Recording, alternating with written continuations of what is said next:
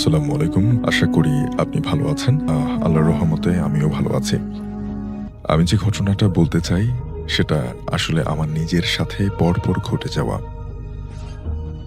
সালটা ২-৩ বছর আগে আমি আর আমাদের মসজিদের ইমাম সাহেব, আমরা মোট ৬-৭ জন মিলে শীতের সময় একটা মাহফিলের মধ্যে গেলাম। সেখান থেকে ফিরতে রাত ১:৩০ থেকে ২টা বেজে গেল। তখন মসজিদের ইমাম সাহেব আমাকে বলল, আমি যেন উনার সাথে মসজিদে থেকে যাই।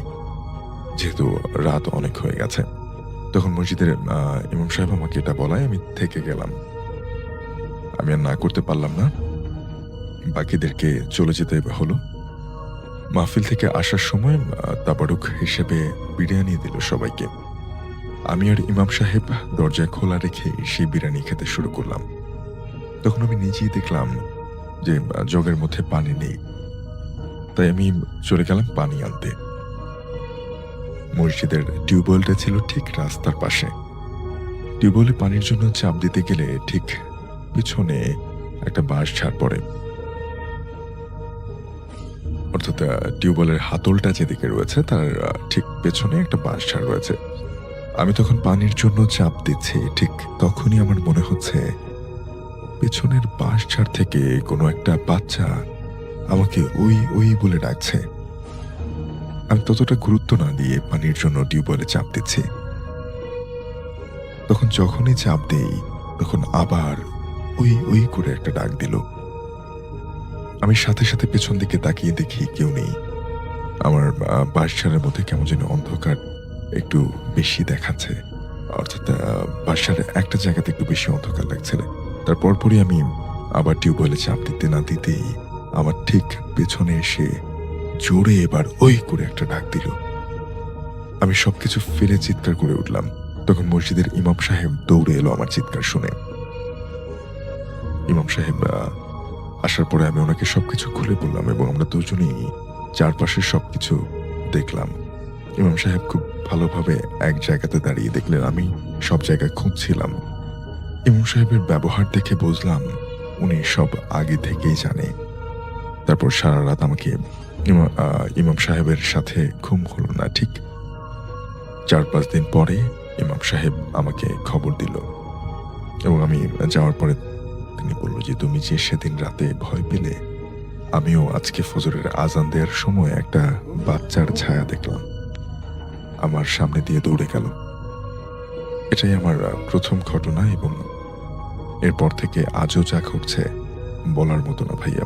আমাদের গ্রামের বাড়ির আশেপাশে সব দিক দিয়ে প্রায় পুকুর আর ডোবা ছিল।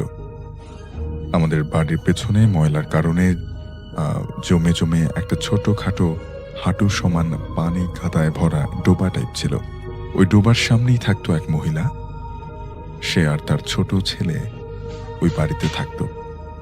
তাদের স্বামী খুব সম্ভবত কোথাও চলে গিয়েছিল আর ফিরে আসেনি।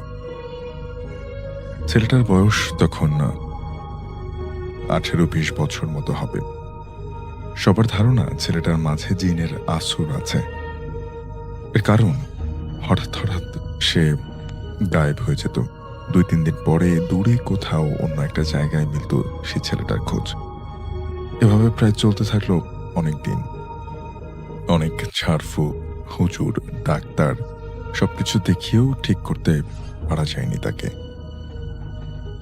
তো একদিন আমার বাসায় নানুমণিরা বেড়াতে এসেছেন, অর্থাৎ তার নানু বা নানি তারা বেড়াতে এসেছেন। সবাই রান্নাবান্নার কাজে ব্যস্ত ছিল।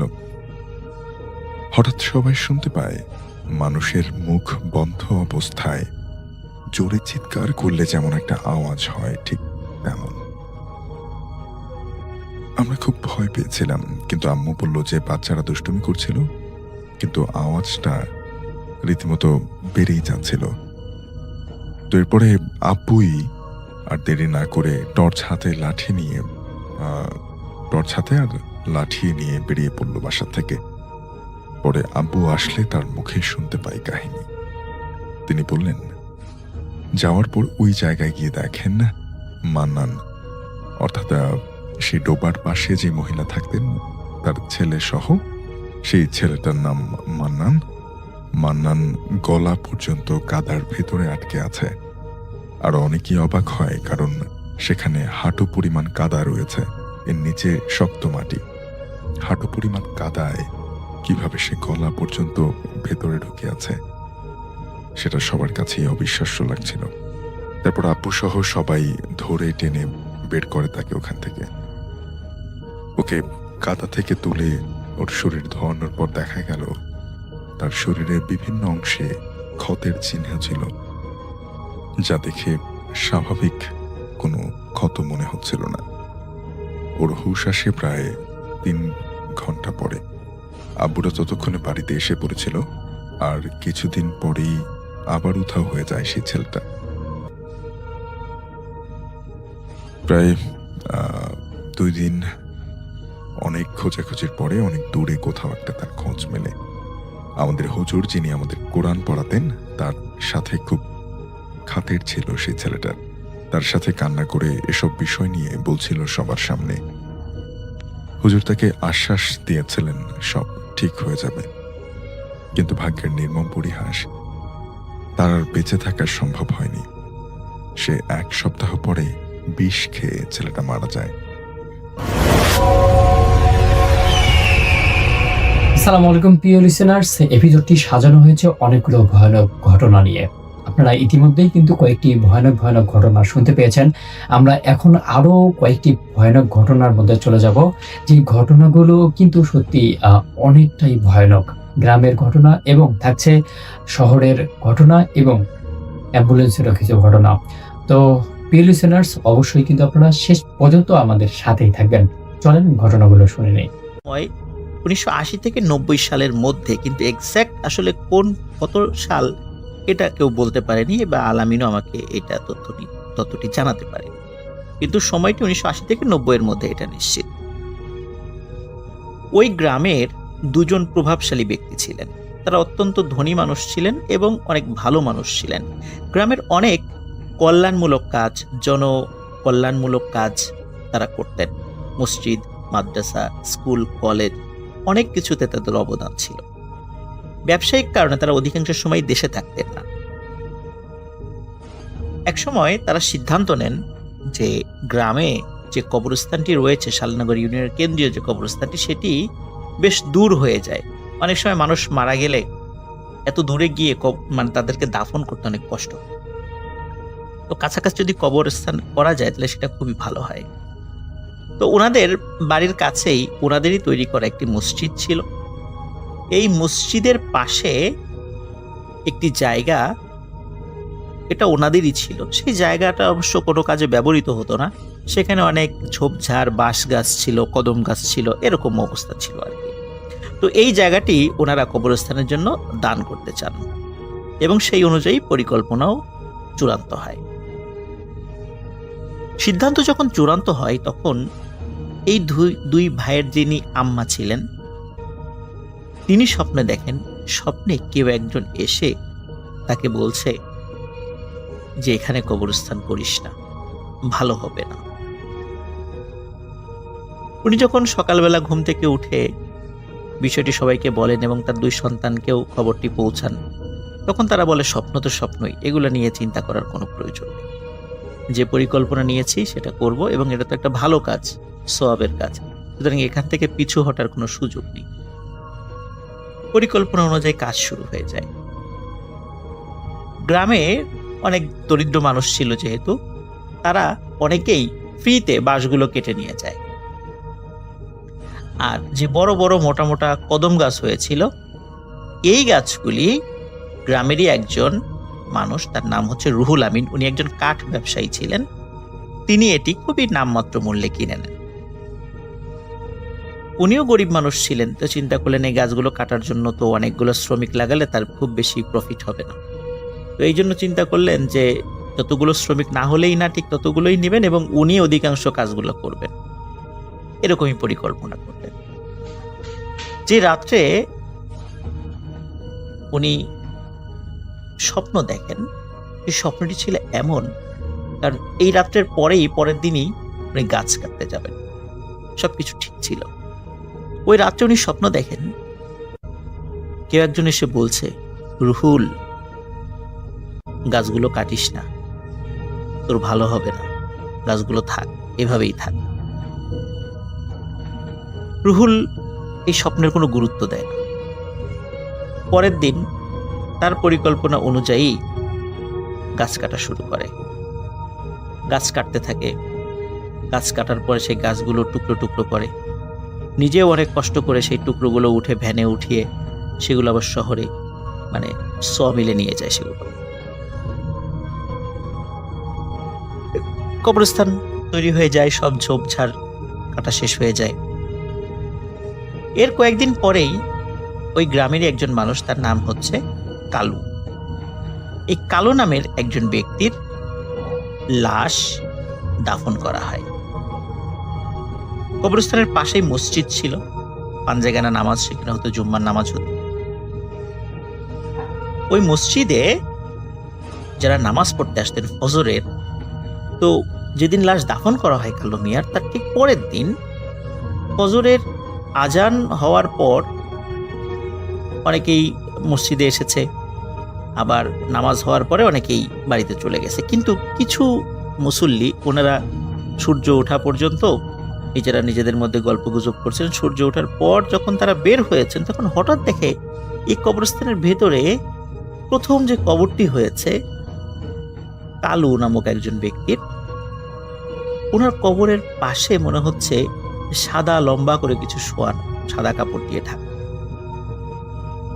মুসল্লিরা কৌতূহল হয়ে কবরস্থানের ভিতরে ঢুকে তারা যেটা দেখতে পান সেটা দেখার জন্য অবশ্যই তারা প্রস্তুত ছিলেন না। তারা দেখেন কালুর কবর খোঁড়া, কালুর লাশটি কবরের বাইরে রেখে দেয়া। তারা নিজেরা আলোচনা করছিলেন যে আচ্ছা, এটা নিশ্চয়ই কোনো শিয়াল বা অন্য কিছুতে করে থাকবে। আবার তারা লক্ষ্য করলেন যে শিয়াল যদি করেই থাকবে, তাহলে এই কাফনে মোড়ানো লাশের শরীরে কোনো ক্ষত নাই, কাফনের গায়ে কোনো ক্ষত নাই, একদম ঠিক যেভাবে লাশ দাফন করা হয়েছিল গতকালকে ঠিক তেমনই আছে। শেয়াল বা কোনো হিংস্র জন্তু যদি লাশ এখান থেকে টেনে তোলে, এরকম তো হওয়ার কথা না। কাপড় এক জায়গায় থাকবে, ডেড বডি এক জায়গায় থাকবে, লাশের গায়ে ক্ষত সৃষ্টি করবে, এলোমেলো থাকবে সবকিছু। কিন্তু মনে হচ্ছে খুব সুন্দরভাবে কোনো মানুষই এই কবরটি খুঁড়েছে, সুন্দরভাবে বাঁশগুলো এক পাশে রাখা এবং লাশটা একটা পাশে সুন্দর করে রেখে দেয়া। তখন কেউ কেউ বলেন মনে হয় কোনো লাশ চোর বা কাফন চোর এরা এই কাজটি করতে পারে। তো কাফন চোর যদি করে থাকে তাহলে কাফন তো নেয়নি, এটা কেন হলো? আবার লাশ চোর যদি এসে থাকে তাহলে লাশেরও তো কোনো অঙ্গ প্রত্যঙ্গ তেমন কোনো ক্ষত দেখা যাচ্ছে না, তাহলে কে এই কাজটি করলো? তখন তারা চিন্তা করে হয়তো বা কাজটি করার চেষ্টা করতে গেছিল, মানুষজন চলে এসেছে, এই জন্য মনে হয় পারেনি। যাই হোক, গ্রামের আরো কিছু লোকদেরকে ডাকা হয়, দেখে ওই কবরেই কালুকে আবার কবরস্থ করা হয়। পরের দিন ফজরের নামাজের পর কবরস্থানের মধ্যে আবারও সেম ঘটনা দেখা যায়। কালুর লাশ কবরের বাইরে ঠিক যেমনটা গতকাল ছিল। মুসল্লিরা চিন্তা করে যে কে এই কাজটি করছে, কেনই বা করছে? কারণ যদি চুরি করার উদ্দেশ্যে, লাশ চুরি করার উদ্দেশ্যে করে থাকে, তাহলে তো চুরি করছে না, কাফনও চুরি করছে না, লাশের গায়ে কোনো ক্ষতও সৃষ্টি করে নাই কেউ যে কোনো অঙ্গ প্রত্যঙ্গ কেটে নিয়ে যাবে, তাহলে কে এই কাজটি করছে? তারা বুঝতে পারে না। আবারও ওই দিনের মতো কালুকে কবরস্থ করা হয়। তৃতীয় দিন একই ঘটনা ঘটে। এবার গ্রামের লোকজন সমবেত হয়ে আলোচনায় বসে যে এই কাজটি কে করতে পারে। ওই সময় ওই জায়গাতে রুহুল আসে। এই 2 দিন কিন্তু রুহুল আসেনি এখানে, কিন্তু তৃতীয় দিন আসে। আসার পরে রুহুল বলে, যেহেতু বারবার লাশের মানে এই লাশটি কবরের বাইরে কেউ রেখে দিচ্ছে, এখানে কবর দেওয়ার দরকার নাই, অন্য জায়গায় কবর দিও। কিন্তু গ্রামের লোকজন বলে, কেন আমরা অন্য জায়গায় কবর দিব? যার মানে লাশটি এখানে দাফন করা হয়েছে কালুর, সে এইখানেই থাকবে। কিছু দুষ্টু লোকের কারণে তো আমরা এইভাবে একটা মানুষের লাশকে আরেক জায়গায় সরাতে পারি না। সেই সিদ্ধান্তই হয়, সেই সিদ্ধান্তই বহাল থাকে। কালুকে আবারও ওই একই কবরে রাখা হয়। অদ্ভুত ব্যাপার, চতুর্থ দিন কিন্তু আর কোনো ঘটনা ঘটেনি, একদম স্বাভাবিক। চতুর্থ দিন আর কালুর লাশকে কবরের বাইরে দেখা যায়। সবাই ভাবে যে ঝামেলা মনে হয় শেষ। এর কয়েকদিন পরে স্থানীয় আরেকজন ব্যক্তি, তার নাম হচ্ছে সমেদ, আসলে তার নাম হচ্ছে আব্দুস সামাদ, গ্রামের লোকজন তাকে সমেদ নামে চেনে। তো সমেদ নামে একজন ব্যক্তি, উনি মারা যান। মারা যাওয়ার পর তাকে দাফন করা হয়।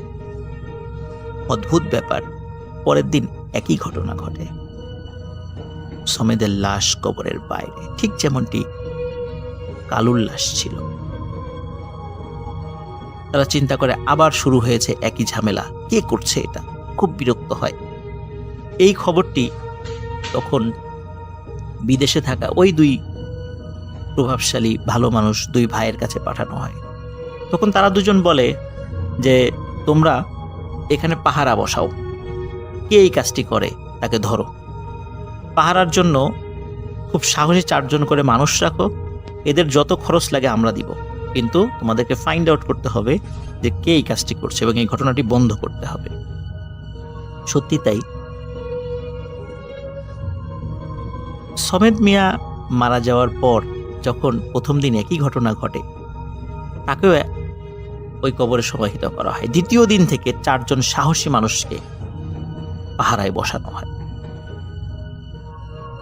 অদ্ভুত ব্যাপার, দ্বিতীয় দিন ফজরের আজানের সময় যখন মুয়াজ্জিন সাহেব এসেছে, তিনি দেখেন এই 4 জন ব্যক্তি কবরস্থানের মধ্যে বেঘোরে ঘুমাচ্ছে।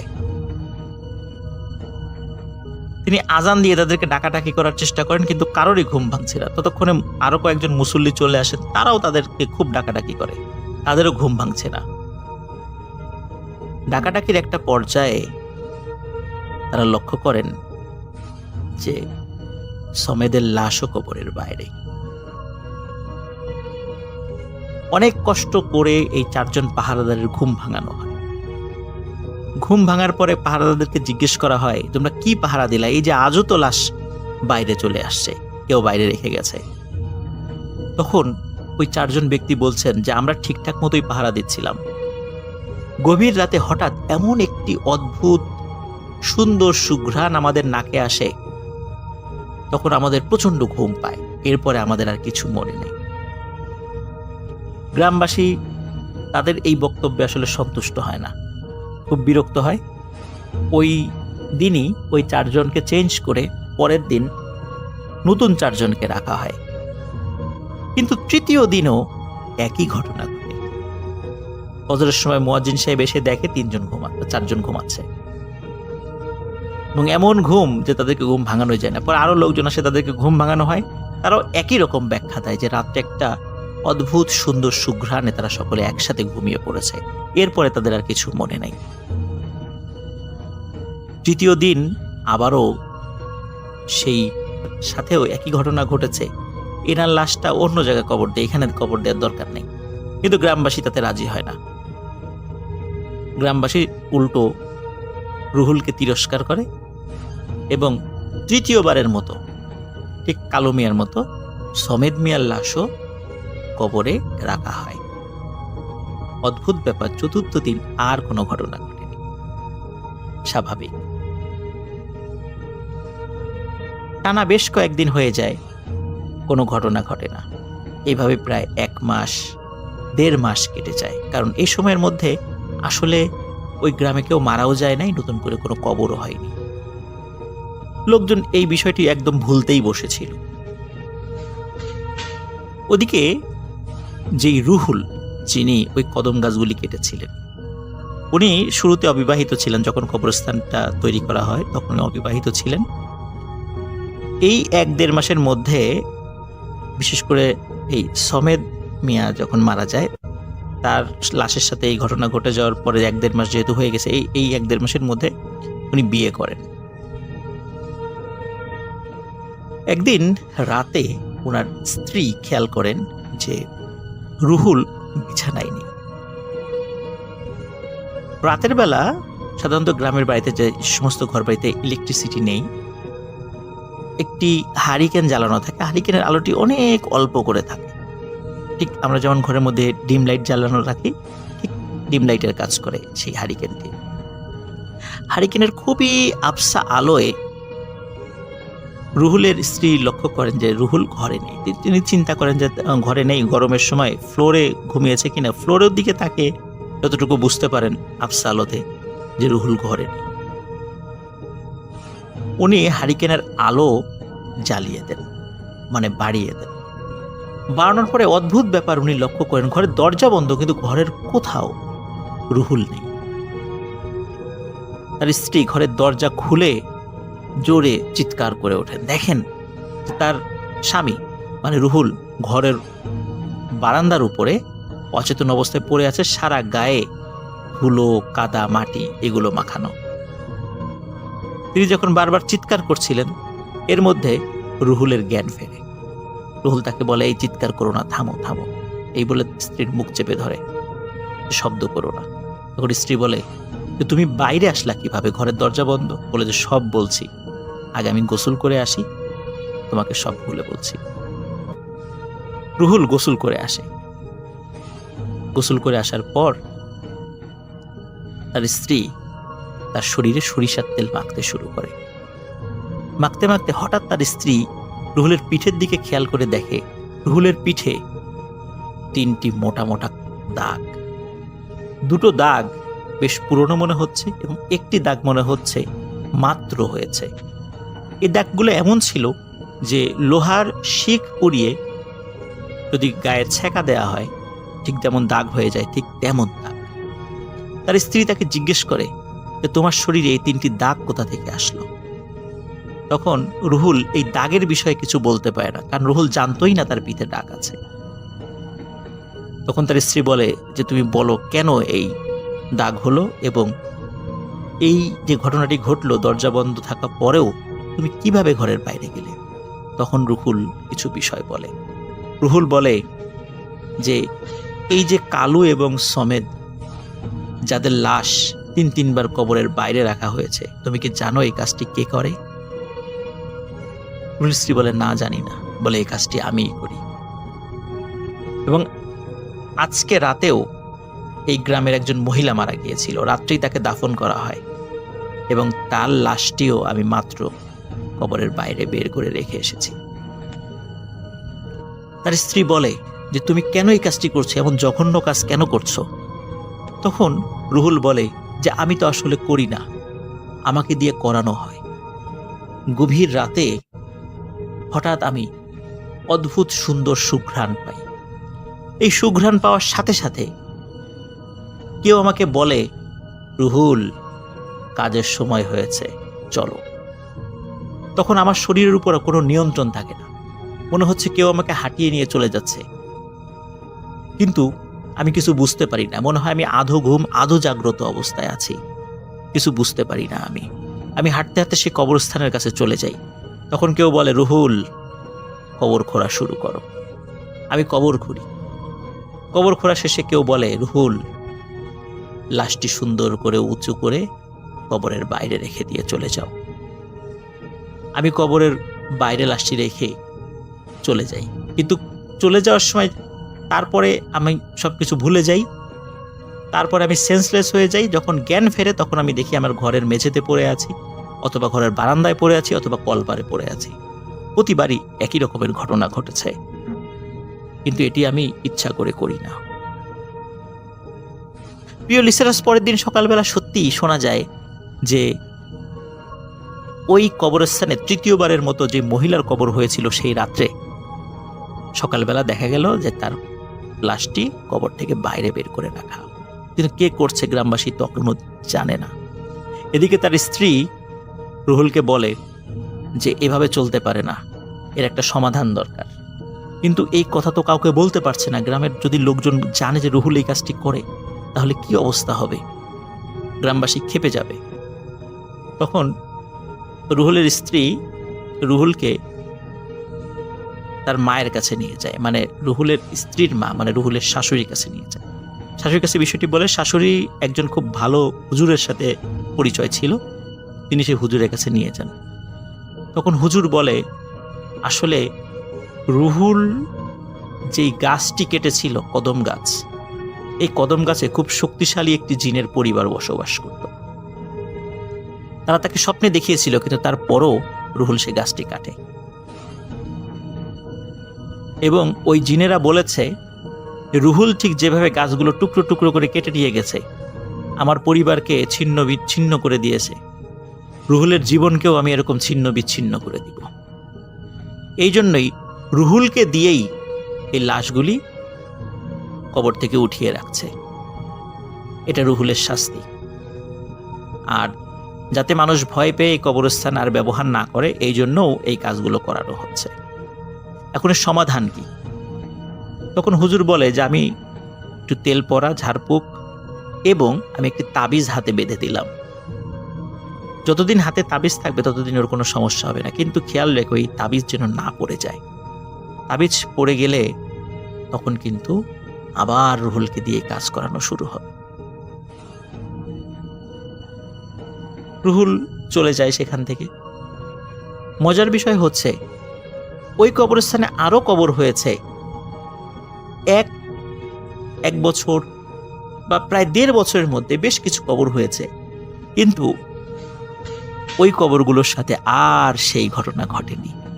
কবরগুলো স্বাভাবিক ছিল। গ্রামবাসী ভুলেই গিয়েছে যে এখানে আর কোনো পাহারা বসাতে হবে বা এই টাইপের ঘটনা ঘটেছিল।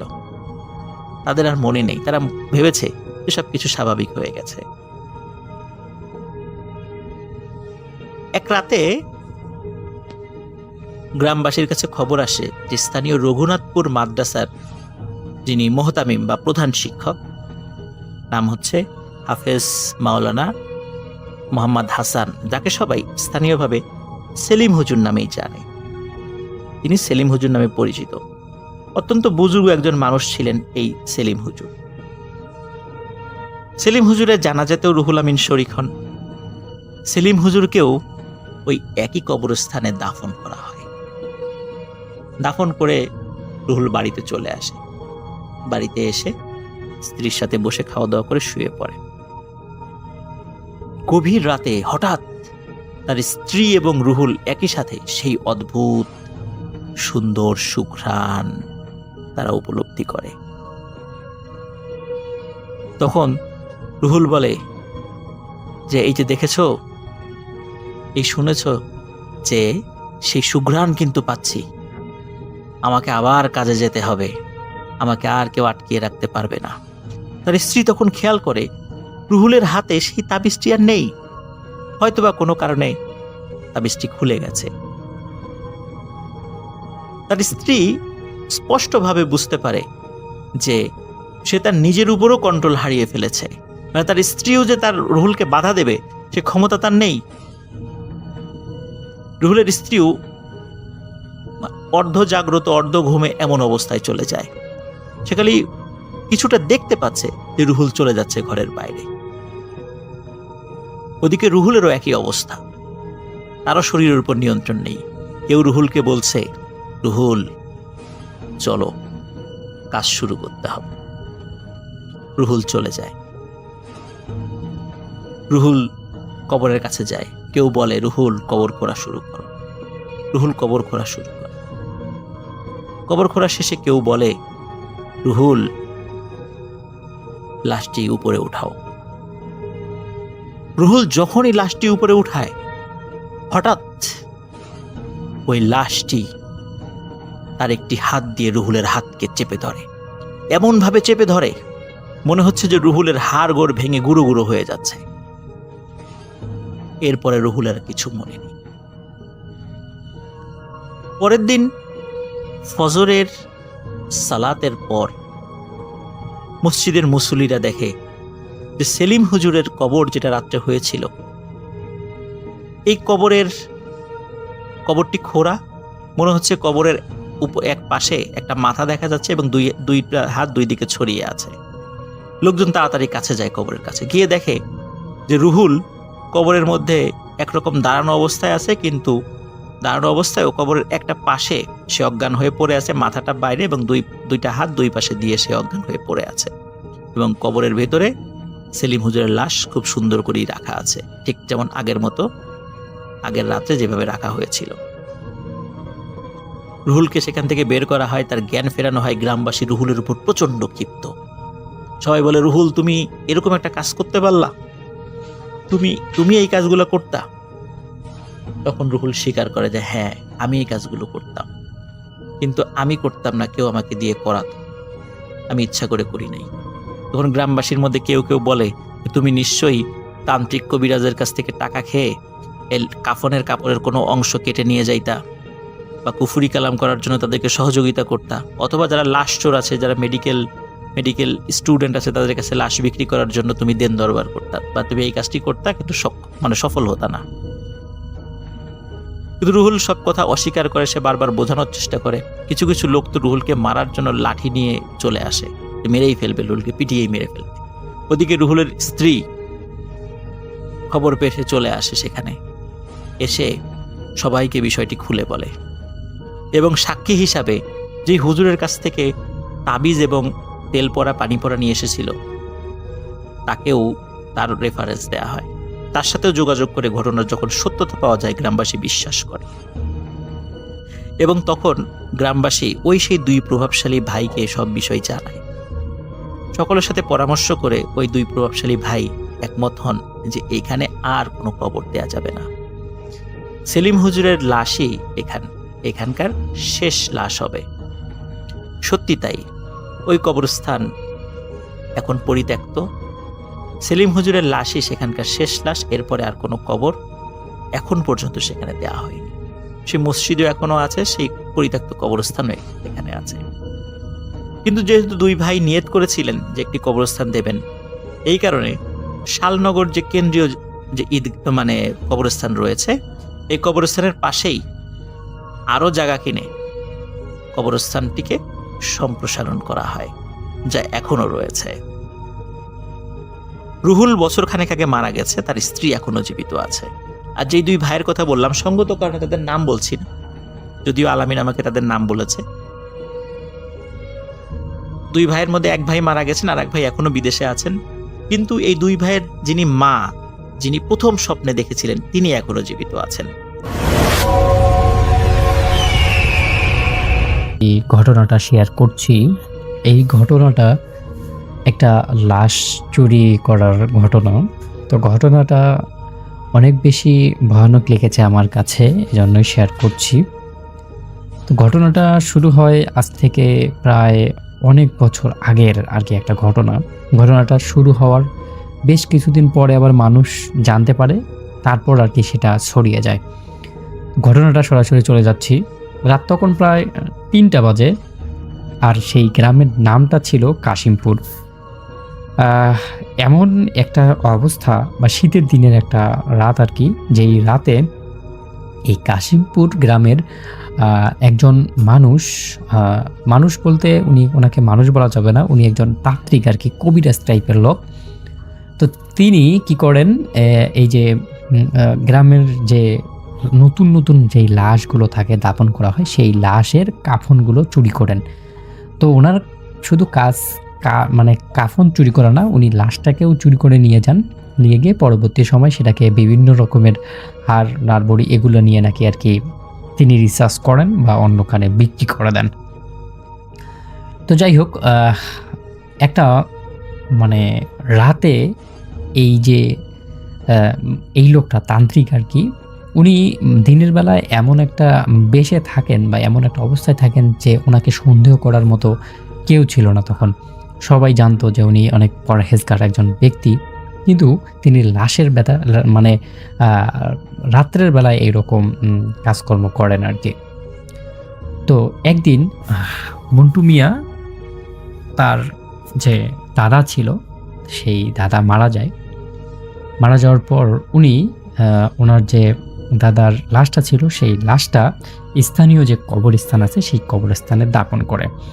এবং দাফন করার পর দিন সকালে গ্রামের মানুষ জড়ো হয়ে সবাই দেখে ওই যে কবরস্থানটা যে ছিল সেই কবরস্থানটার মাটিগুলো সব এলোমেলো, আর ভিতরে যেটা লাশ তারা গতদিনেই দাফন করেছে সেই লাশটি নেই।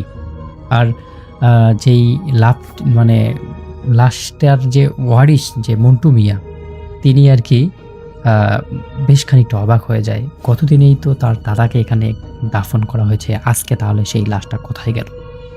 প্রথমে সবাই ভাবলো হয়তো কুকুর বা শেয়াল কবর খুঁড়েছে, কিন্তু মানে সবাই একটু ভালো করে এখানে লক্ষ্য করে খোঁজাখুঁজি করে দেখতে পারে কবরের চারপাশে মানুষের পায়ের ছাপ, অনেকগুলো ছাপ সেখানে দেখা যাচ্ছে। আর মাটির পাশের এক টুকরা বস্তার অংশ পড়ে আছে, যেটা দেখে মানে আর কারো সন্দেহর বাকি নেই যে আসলে এটা কোনো মানুষের কাজ নয়। আর গ্রামের মুরব্বীরা বলল এটা অবশ্যই মানুষের কাজ, কেউ না হলে কেউ এই লাশটাকে চুরি করেছে। তো যাই হোক, একটা লাশ চুরি হওয়ার পর গ্রামের সবাই সচেতন। এরপর থেকে কবরের আশপাশে রাত হলে কেউ আর যায় না। কিন্তু রহস্যটা ধীরে ধীরে আরো গভীর হতে থাকলো। সে মানে মন্টু মিয়ার কথা বলছি, মন্টু মিয়া এই বিষয়টাকে অনেক বেশি সিরিয়াসলি নেয়, কারণ সে জানে যে তার যে দাদা ছিল তিনি অনেক পরহেজগার একজন ব্যক্তি ছিল। তার লাশটা নিয়ে বা তার লাশের কাপড় নিয়ে হয়তো কোনো কবিরাজ বা কোনো তান্ত্রিক বা এরকম কেউ খারাপ কিছু করতেছে। তো এটা নিয়ে তার সন্দেহ হওয়ার পর থেকে তিনি কি করলেন, সাহস করে সেই যে কবরস্থানটা ছিল সেই কবরস্থানটা পাহারা দেওয়া শুরু করলেন। কোনো না কোনোভাবে তিনি এইটা বুঝতে চাইছিলেন যে আসলে এরপর কি হয়। তো তিনি পাহারা দিচ্ছেন, কিন্তু কোনো নতুন লাশ দাফন না হওয়ার কারণে তিনি হয়তো কাউকেই খুঁজে পাচ্ছেন না।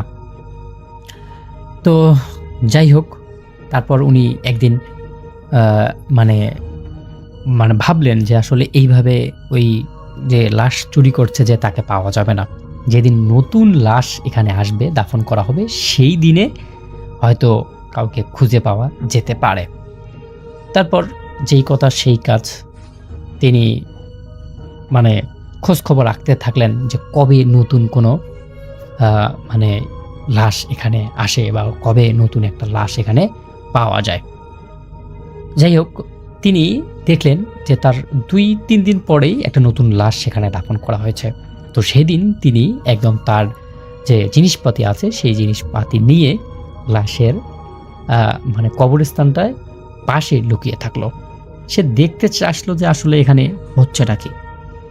তারপর আস্তে আস্তে রাত বাড়তে থাকলো, চারদিকের নীরবতাও নিস্তব্ধতাও বাড়তে থাকলো। হঠাৎ সে লাশের কবরস্থান থেকে একটা শব্দ শুনতে পেল। প্রথমে শব্দটা তার কাছে স্পষ্ট না, তাই শব্দটাকে আরেকটু শিওর করার জন্য সে আরও গভীর মনোযোগ দিয়ে সেই শব্দটা শোনা শুরু করলো। কিন্তু সে দেখলো সে শুনতে পারলো কেউ যেন কবরস্থানের ভিতরে মাটি খুঁড়ছে।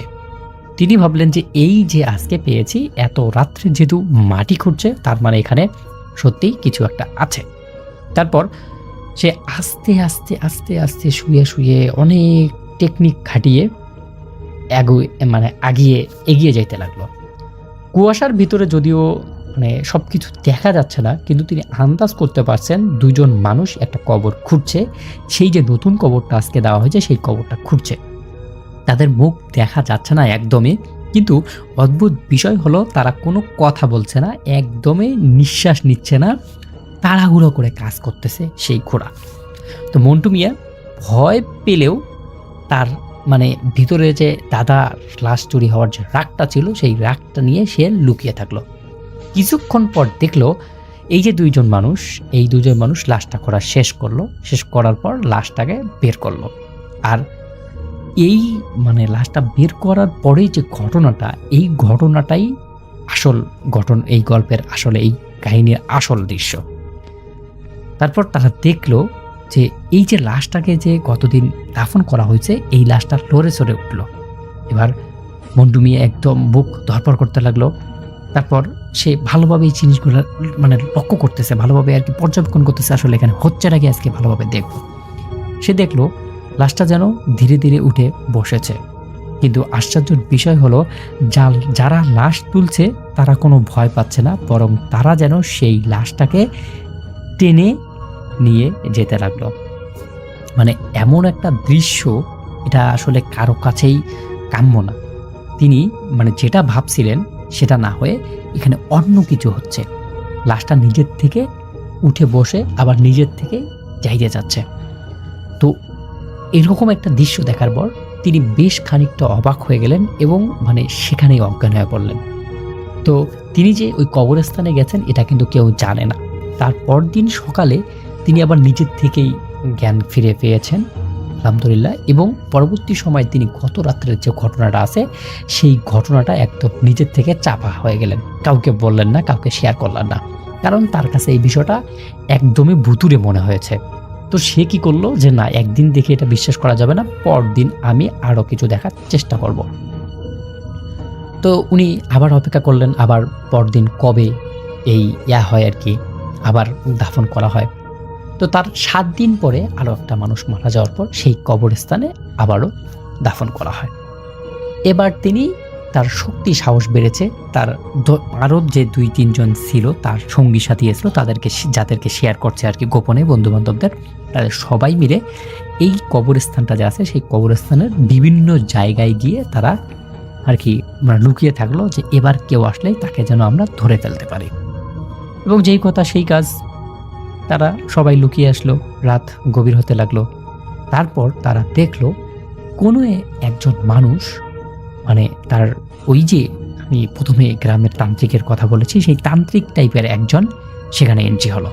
এন্ট্রি হওয়ার পর তারা দেখতেছে আর কি, এই যে মন্টু মিয়ার যারা সঙ্গভঙ্গ আছে তারা সবাই দেখতেছে যে ওই যে যেই লোকটা আসলো সেই লোকটা লাশ খোলা শুরু করে দিয়েছে। ঘুরতে যখন আর কি লাশটা মানে কবরটা খোঁড়া শেষ, লাশটা সবেমাত্র নিবে, ঠিক তখনই সেখানে একটা মানে সাদা টাইপের অবয়ব চলে আসে। এই অবয়বটা দেখে তো মানে ওই লোকটা তো ভয় পেয়েছে উল্টা মন্টু মিয়ারাও অনেক বেশি ভয়, মানে প্রথম দিন যেটা দেখছে আজকে তারও আবার ভিন্ন। তো এই সব কিছু মিলে তার কাছে খুবই বেশি অবাক লাগতেছে, সব কিছু অবাক লাগতেছে। তো মন্টু মিয়া কিছু বলতেছে না, তিনি তার মতো আছেন। কিন্তু তাদের যে সদস্য ছিল এই সদস্যের মধ্যে একজন খুব সাহসী ছিল।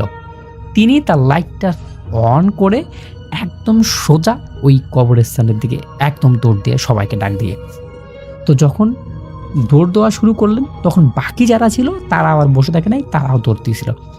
এখন এইখানে কথা হচ্ছে যে ওই যে তান্ত্রিকের কথা আমি বলছি, ওই তান্ত্রিকে কিন্তু সেই রাত্রে সেখানে ছিল। ওই তান্ত্রিক এখন যখন দেখতেছে সব দিক দিয়ে লাইটটা জ্বালতেছে, সেই তান্ত্রিক সেখানে আর দেরি না করে একদিকে ভোতর দেয়। যখন দেয় তখন বিভিন্ন জায়গায় যখন ঘোরাঘুরি করে একদম ওই তান্ত্রিকটা কোনো না কোনোভাবে সেটা থেকে পালিয়ে যাওয়ার পর তারা এই যে মানে মন্টু মিয়া সহ আর বাকি যারা ছিল তারা আর কি বেশ হতাশ হয়ে যায়, কারণ এতজন থাকার পরেও সে ওই লোকটাকে ধরতে পারে না। পরদিন সকালে শোনা যায় ওই তান্ত্রিককে আর কোথাও খুঁজে পাওয়া যাচ্ছে না, তান্ত্রিককে আর কোনোভাবেই কোথাও খুঁজে পাওয়া যাচ্ছে না। তো খুঁজে যেহেতু পাওয়া যাচ্ছে না, সেহেতু মানুষ এখন আবার সন্দেহ করা শুরু করলো যে এই তান্ত্রিকেই কি আসলে সেদিন ছিল কিনা। তো তখন মন্টু মিয়া সহ তার যা ফ্রেন্ডরা ছিল তারা তদন্ত করা শুরু করলো যে আসলে এখানে কি হচ্ছে। পরবর্তী সময় আসলে ওই যে তান্ত্রিকের যেখানে বাসস্থান ছিল সেই বাসস্থানে তারা আক্রমণ করে, যেখানে দেখতে পারে যে এইরকম বেশ কিছু লাশের কাপড় সেখানে রাখা আছে, বেশ কিছু জাদু টোনা করার যন্ত্রপাতি সেখানে রাখা আছে। আর এই তান্ত্রিক আসলে সেই রাত্রে আসলে তার যে প্ল্যান পরিকল্পনা ছিল সেই প্ল্যান পরিকল্পনা বাস্তবায়ন না করতে পেরে, তার জিনিসপাতি আসলে গুছাই না রাখতে পারে, সে তো পালাই গেছে। এই জিনিসগুলো আর কি সবার সামনে ধরা পড়ে। তো এই পরে সেই তান্ত্রিকের আর কোনো খোঁজ পাওয়া যায়নি। এলাকার লোকরা এখন অনেক বেশি সাবধান হয়ে গেছে, আর কখনোই ওই মানে যে কবরস্থানটা ছিল ওই কবরস্থানে এমন কোনো ঘটনা ঘটেনি। তারপর এলাকাবাসীর উদ্যোগে সেখানে সোলার প্যানেল লাগিয়ে সেখানে আর আলোকিতর ব্যবস্থা করা হয়। এই কবরস্থানটা এখন ঠিকঠাক আছে। তো এটাই ছিল ঘটনা। আমি আশা করছি ঘটনাটি ভালো লেগেছে। যদি ভালো লাগে তাহলে অবশ্যই আজকের আমাকে জানাবেন, আমি আরও ঘটনা পাঠানোর চেষ্টা করব। সবাই ভালো থাকবেন, সুস্থ থাকবেন। আল্লাহ হাফেজ।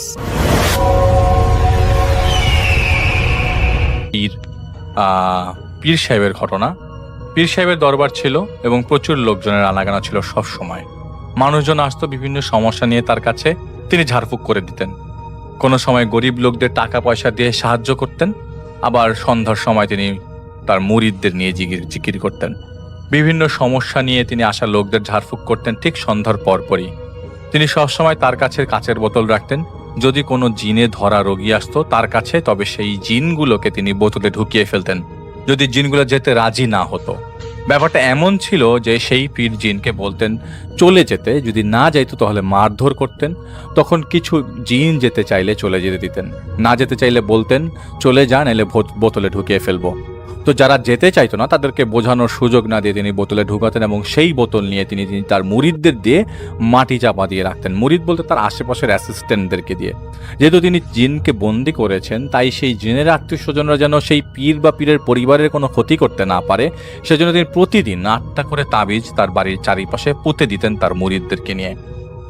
এটি তিনি প্রতিদিন করতেন, কারণ তিনি খুব ভালো করেই জানতেন বন্দি জিনদের জন্য অন্যান্য জিনেরা হামলা করতে পারে, এতে পরিবারের ক্ষতি হতে পারে, এবং সেজন্য সে প্রতিদিন তার বাড়িতে তাবিজ পুঁতে দিতেন যাতে কোনো ধরনের জিন প্রবেশ করতে না পারে।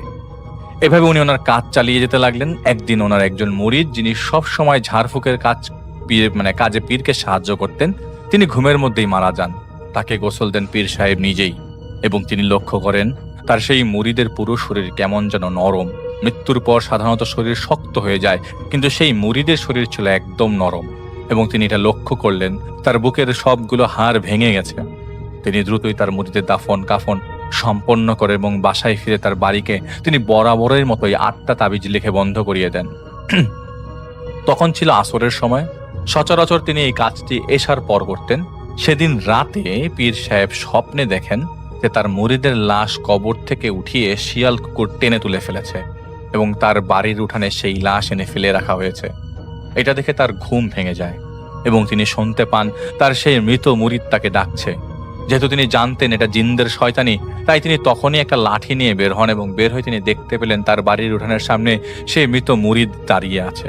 তিনি বলতে লাগলেন, খবিশের বাচ্চা, তোর এত বড় সাহস, আমার বাড়িতে আমার জমিনে দাঁড়িয়ে আছিস, এখনই চলে যা, নইলে আগে তোকে বেঁধে মারবো, তারপর তোকে বোতলে ভরে মাটিতে পুঁতে রাখবো। তার কথা শুনে সেই মুরিদের রূপ নেয়া জিন বলে, আয় আমাকে ধর, তোর যদি সাহস থাকে তবে আমাকে পারলে ধর। এটা শুনে সেই পীর লাঠে উঁচিয়ে তাকে মারতে যাবে, ঠিক তখনই সেই পীর মাটিতে পড়ে যান। তিনি অনুভব করতে লাগলেন তার ডান পায়ের বোধ শক্তি হারিয়ে গেছে, তাই তিনি কোনোভাবে ওঠার চেষ্টা করছেন কিন্তু পারছিলেন না। তিনি দোয়া তো পাঠ পড়তে পারছিলেনই না পারছিলেন কাউকে ডাকতে। তখন সেই মুরিদের রূপ নেয়া জিন তার কাছে আসে, তার কানের কাছে এসে বলতে থাকে, তোর বাহাদুরির দিন শেষ, দেখ তোকে আর তোর সাথীদেরকে কি করি। এটা বলার পর সেই জিন তার উপর অজস্র ছোট ছোট সাপ ফেলে দিয়ে চলে যায়। সাপগুলো তাকে কামড়াতে থাকে। সেই সাপের কামড়ে চিৎকার করতে লাগলেন তিনি।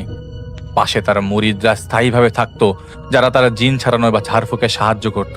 তারা সেই পীরের চিৎকার শুনে সেখানে এসে পীরকে মাটিতে গড়াগড়ি করতে দেখে। পীরকে তারা উদ্ধার করে এবং ঘরে নিয়ে যায়। সেই রাত পোহানোর পর পীর সাহেব বুঝতে পারলেন তার 2 পা অবশ হয়ে গেছে। এদিকে সকালে খবর আসে তার আরেক মুরিদ মারা গেছেন। এই কথা শোনার পর পীর সাহেব বুঝতে পারলেন কোনো একটা সমস্যা শুরু হয়েছে। তারা দুইজনই খুব কাছের মানুষ ছিল এবং দুইজনই গত 2 দিনে মারা গেল। গত রাতে তার সাথে এমন একটা ঘটনা ঘটে গেল, আর এখন তো 2 পা অবশ, অবশ্যই কোনো জিন তার ক্ষতি করতে চাচ্ছে। তাই তিনি প্রতিদিন যেভাবে 8টা তাবিজ বাড়ির 8 দিকে পুঁতে দিতেন, সেভাবে তিনি তাবিজ পুঁতে দিলেন মুরিদদের দিয়ে, কিন্তু 8টির বদলে 16টি তাবিজ পুঁতে দেওয়া হলো, যাতে কোনোভাবে কোনো জিন না আসতে পারে এবং পরিবারের ক্ষতি করতে না পারে। এবং তার মুরিদদের নির্দেশ দিলেন এই খবর প্রচার করতে যে পীর সাহেব অসুস্থ, তাই কিছুদিন পীর সাহেবের সাথে কেউ দেখা করতে পারবে না, এটা চারিদিকে ছড়িয়ে দেওয়া হলো। সেদিন রাতে সেই পীর তার পরিচিত একজন আলেমের কাছে গত রাতে ঘটনা এবং পরপর 2 দিনে তার 2 জন মুরিদের মারা যাওয়ার ব্যাপারে আলাপ করলেন।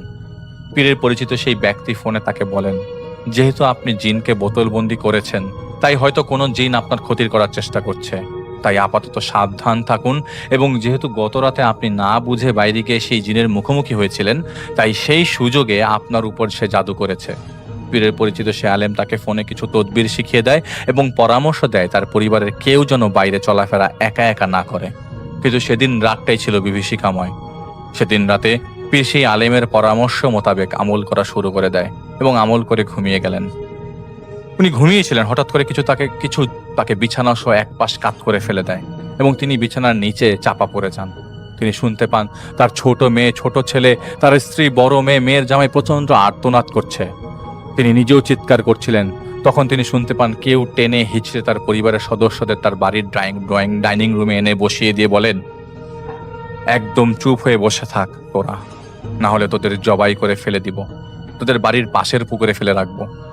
তখন পীর বলছিলেন, আমাকে পারলে মার, আমাকে আটকে রেখে আমার পরিবারকে ভয় দেখাচ্ছিস, পারলে আয়। পীর এটা বলার সাথে সাথে তার উপর থাকা বিছানাটা কেউ সরিয়ে ফেলে এবং পীরকে উপরে টেনে তুলে ঘাড় ধরে এবং তাকে নিয়ে যায় ডাইনিং রুমে।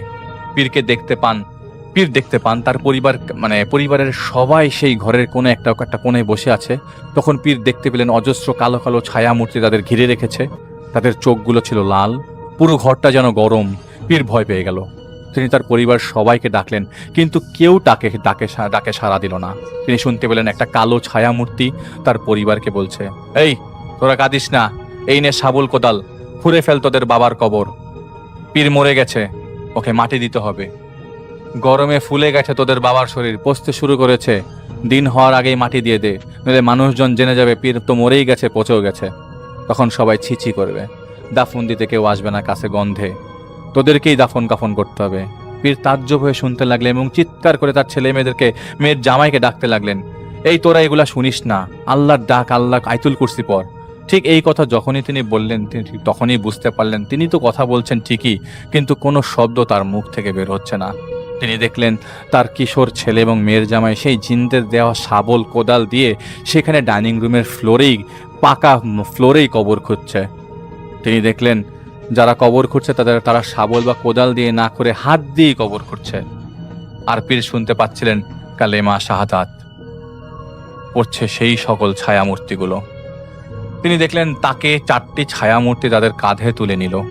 তারা তাকে সদ্য খোরা সেই কবরে শুইয়ে দিল।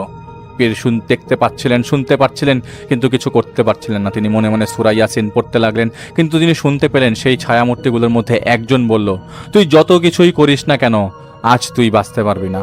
তখন তিনি দেখলেন একটা বেজি সেই ছায়ামূর্তি পীরের বুকের উপর ছেড়ে দেয়, ওর মাটি ছিটাচ্ছে, তার কোমর অবধি মাটি চাপা পড়ে যায়।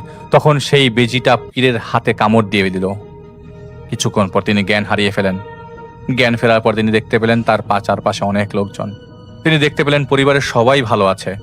তখন তিনি তার একজন মুরিদকে ডাকলেন, কিন্তু শব্দ বের হলো না। তিনি অনেক চেষ্টা করলেন, কোনো শব্দ বের হলো না তার মুখ দিয়ে। উ আয়ের মতো যেভাবে বোবারা শব্দ করে কথা বলার জন্য ইশারা করেন, ঠিক সেভাবেই শব্দ বের হচ্ছিল তার মুখ দিয়ে।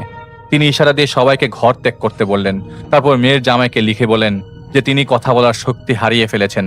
পীর তার পরিচিত আলেমকে ফোন দিয়ে তার অবস্থা সম্বন্ধে অবহিত করেন এবং তিনি যেন দ্রুতই সেখানে চলে আসেন, কেননা পীর সাহেবের অবস্থা ভালো না।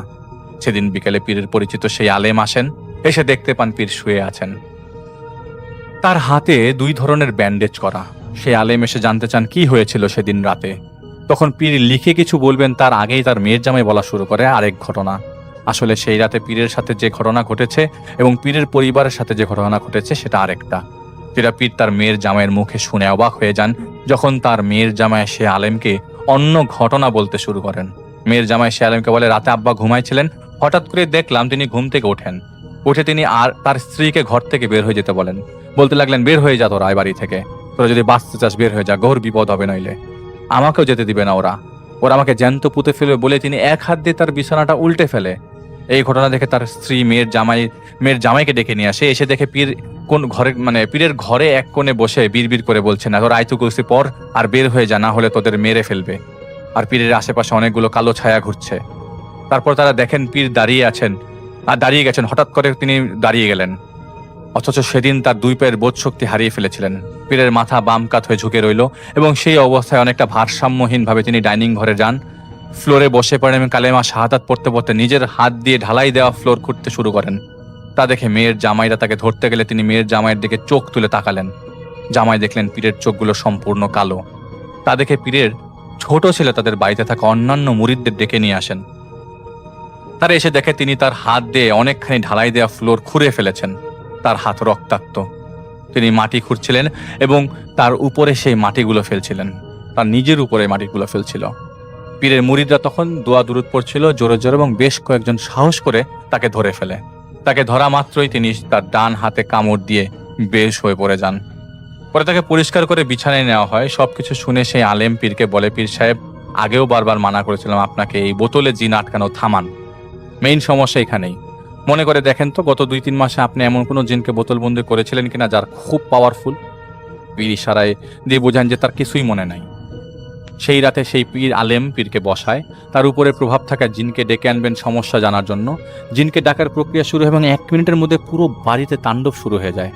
দরজা জানালায় সপাটে লাথি মারার শব্দ, পশু পাখির শব্দ, বাতাসের শব্দ, হাড়ি পাতিল ছুঁড়ে মারার শব্দ, এবং সেই পীর তখন ভারী গলায় অট্ট হাসি দিয়ে শুরু করতে থাকে। সে আলেম দোয়া দরুদ পড়তে লাগলেন, কিন্তু কিছুতেই কাজ হচ্ছিল না। সে আলেমকে পীরের উপর ভর করা জিন বলতে লাগলেন, দেখলাম তোর ছেলেটা ভারতের দেওবন্দে পড়ালেখা করছে।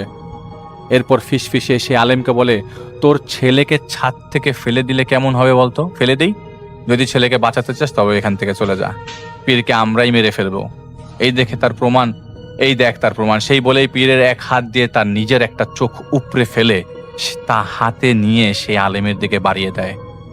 বলে, ধর, নিয়ে যা প্রমাণ। কেউ যদি আসিস ওকে বাঁচাতে পীরকে, তবে ওর শরীরের এক একটা অংশ এভাবে কেটে কেটে পাঠাবো। এত কিছু দেখে সে আলেম সেখান থেকে পালিয়ে যায় এবং পীর তার উপড়ানো চোখ হাতে নিয়ে তার পরিবারের সদস্যদের দেখাতে লাগে এবং বলতে লাগলেন, চলে যা, তোদেরও এই হাল হবে। তখন সেই রাতে তার পরিবারের বাড়ি থেকে বের হয়ে যায়। এদিকে পীরের হুঁশ ফিরে আসে। হুঁশ আসার পর তিনি দেখলেন পুরো বাড়িতে তিনি একা, আর তার সামনে তার পরিবারের সবার লাশ পড়ে আছে।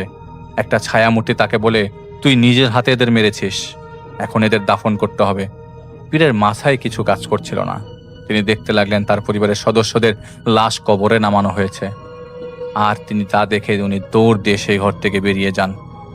বাইরে বেরিয়ে তিনি দেখতে পান অসংখ্য ছায়ামূর্তি দাঁড়িয়ে আছে। তিনি বেহুশ হয়ে পড়ে যান। তার ঘুম ভেঙে যায়। তিনি নিজেকে আবিষ্কার করেন তার এক মুরিদের বাড়িতে। তিনি দেখলেন তিনি এখন কথা বলতে পারছেন, হাঁটতে পারছেন, সবকিছু করতে পারছেন। তিনি অস্বস্ত হন তার পরিবারকে, তার পরিবার সুস্থ দেখে। তিনি সবকিছু বলেন তিনি গত 2 রাতে যা যা দেখেছেন। সেদিন তিনি বিশ্রাম নিচ্ছিলেন। বিকেলের দিকে তার ছোট ছেলে হঠাৎ একটা গাছের নিজের মাথা নিজে বাড়ি মারছিল এবং চিৎকার করে বলছিল, পীরের বাচ্চা, তুই যদি ফিরে না আসিস আজ এখানে এভাবেই তোর ছেলেকে মেরে ফেলবো। এই বলতে থাকে এবং সেই গাছের নিচে নিজের মাথা নিজেই বাড়ি মারতে থাকে এবং রক্তাক্ত করা অবস্থা। অনেক তাকে টেনে সেখান থেকে সরিয়ে আটকে রাখে। পীর এসে দোয়া দুরুদ পড়তে থাকে তার ছেলের উপর। পীর তখন সুস্থ, হাঁটতে পারছে, সবকিছু করতে পারছে, কিন্তু তখনই ছেলেটার খিঁচুনি শুরু হয়, মুখ দিয়ে ফেনা আসতে শুরু হয়। তা দেখে পীর তার ছেলেকে জড়িয়ে ধরে বলে, কি চাস তোরা? আমার ছেলেকে ফেরত দে, বল কি চাস? তখন ছেলের ভেতর থেকে জিন বলে ওঠে, তোর বাড়িতে তুই ফিরে আয়, যদি ফিরে আসিস তাহলে তোর ছেলেকে ছেড়ে দেব। উনি ছেলেকে বাঁচানোর জন্য বলেন, আমি যাব। এটা বলার পর জিন তার ছেলেকে ছেড়ে দেয়। পীর ঢাকার এক হুজুরের কাছে তার মেয়ের জামাইকে পাঠিয়ে দেন এবং ফোন দিয়ে তার সমস্যার কথা বলেন এবং সাহায্য চান। পীর বুকে কোরআন ঝুলিয়ে আল্লাহর নাম নিয়ে সেই বাড়িতে ফেরত যান, তার নিজ বাড়িতে। কোরআন সাথে থাকার কারণে জিনগুলো কিছু করতে পারেনি তার। তিনি জিজ্ঞেস করেন, কি চাস তোরা? কেন আমার কাছে এমন করছিস? কেন এরকম করছিস আমার সাথে? আমি যদি তোর কারোর কোনো আত্মীয়কে বন্দি করে থাকি তাহলে বল, আমি ছেড়ে দিব তাকে।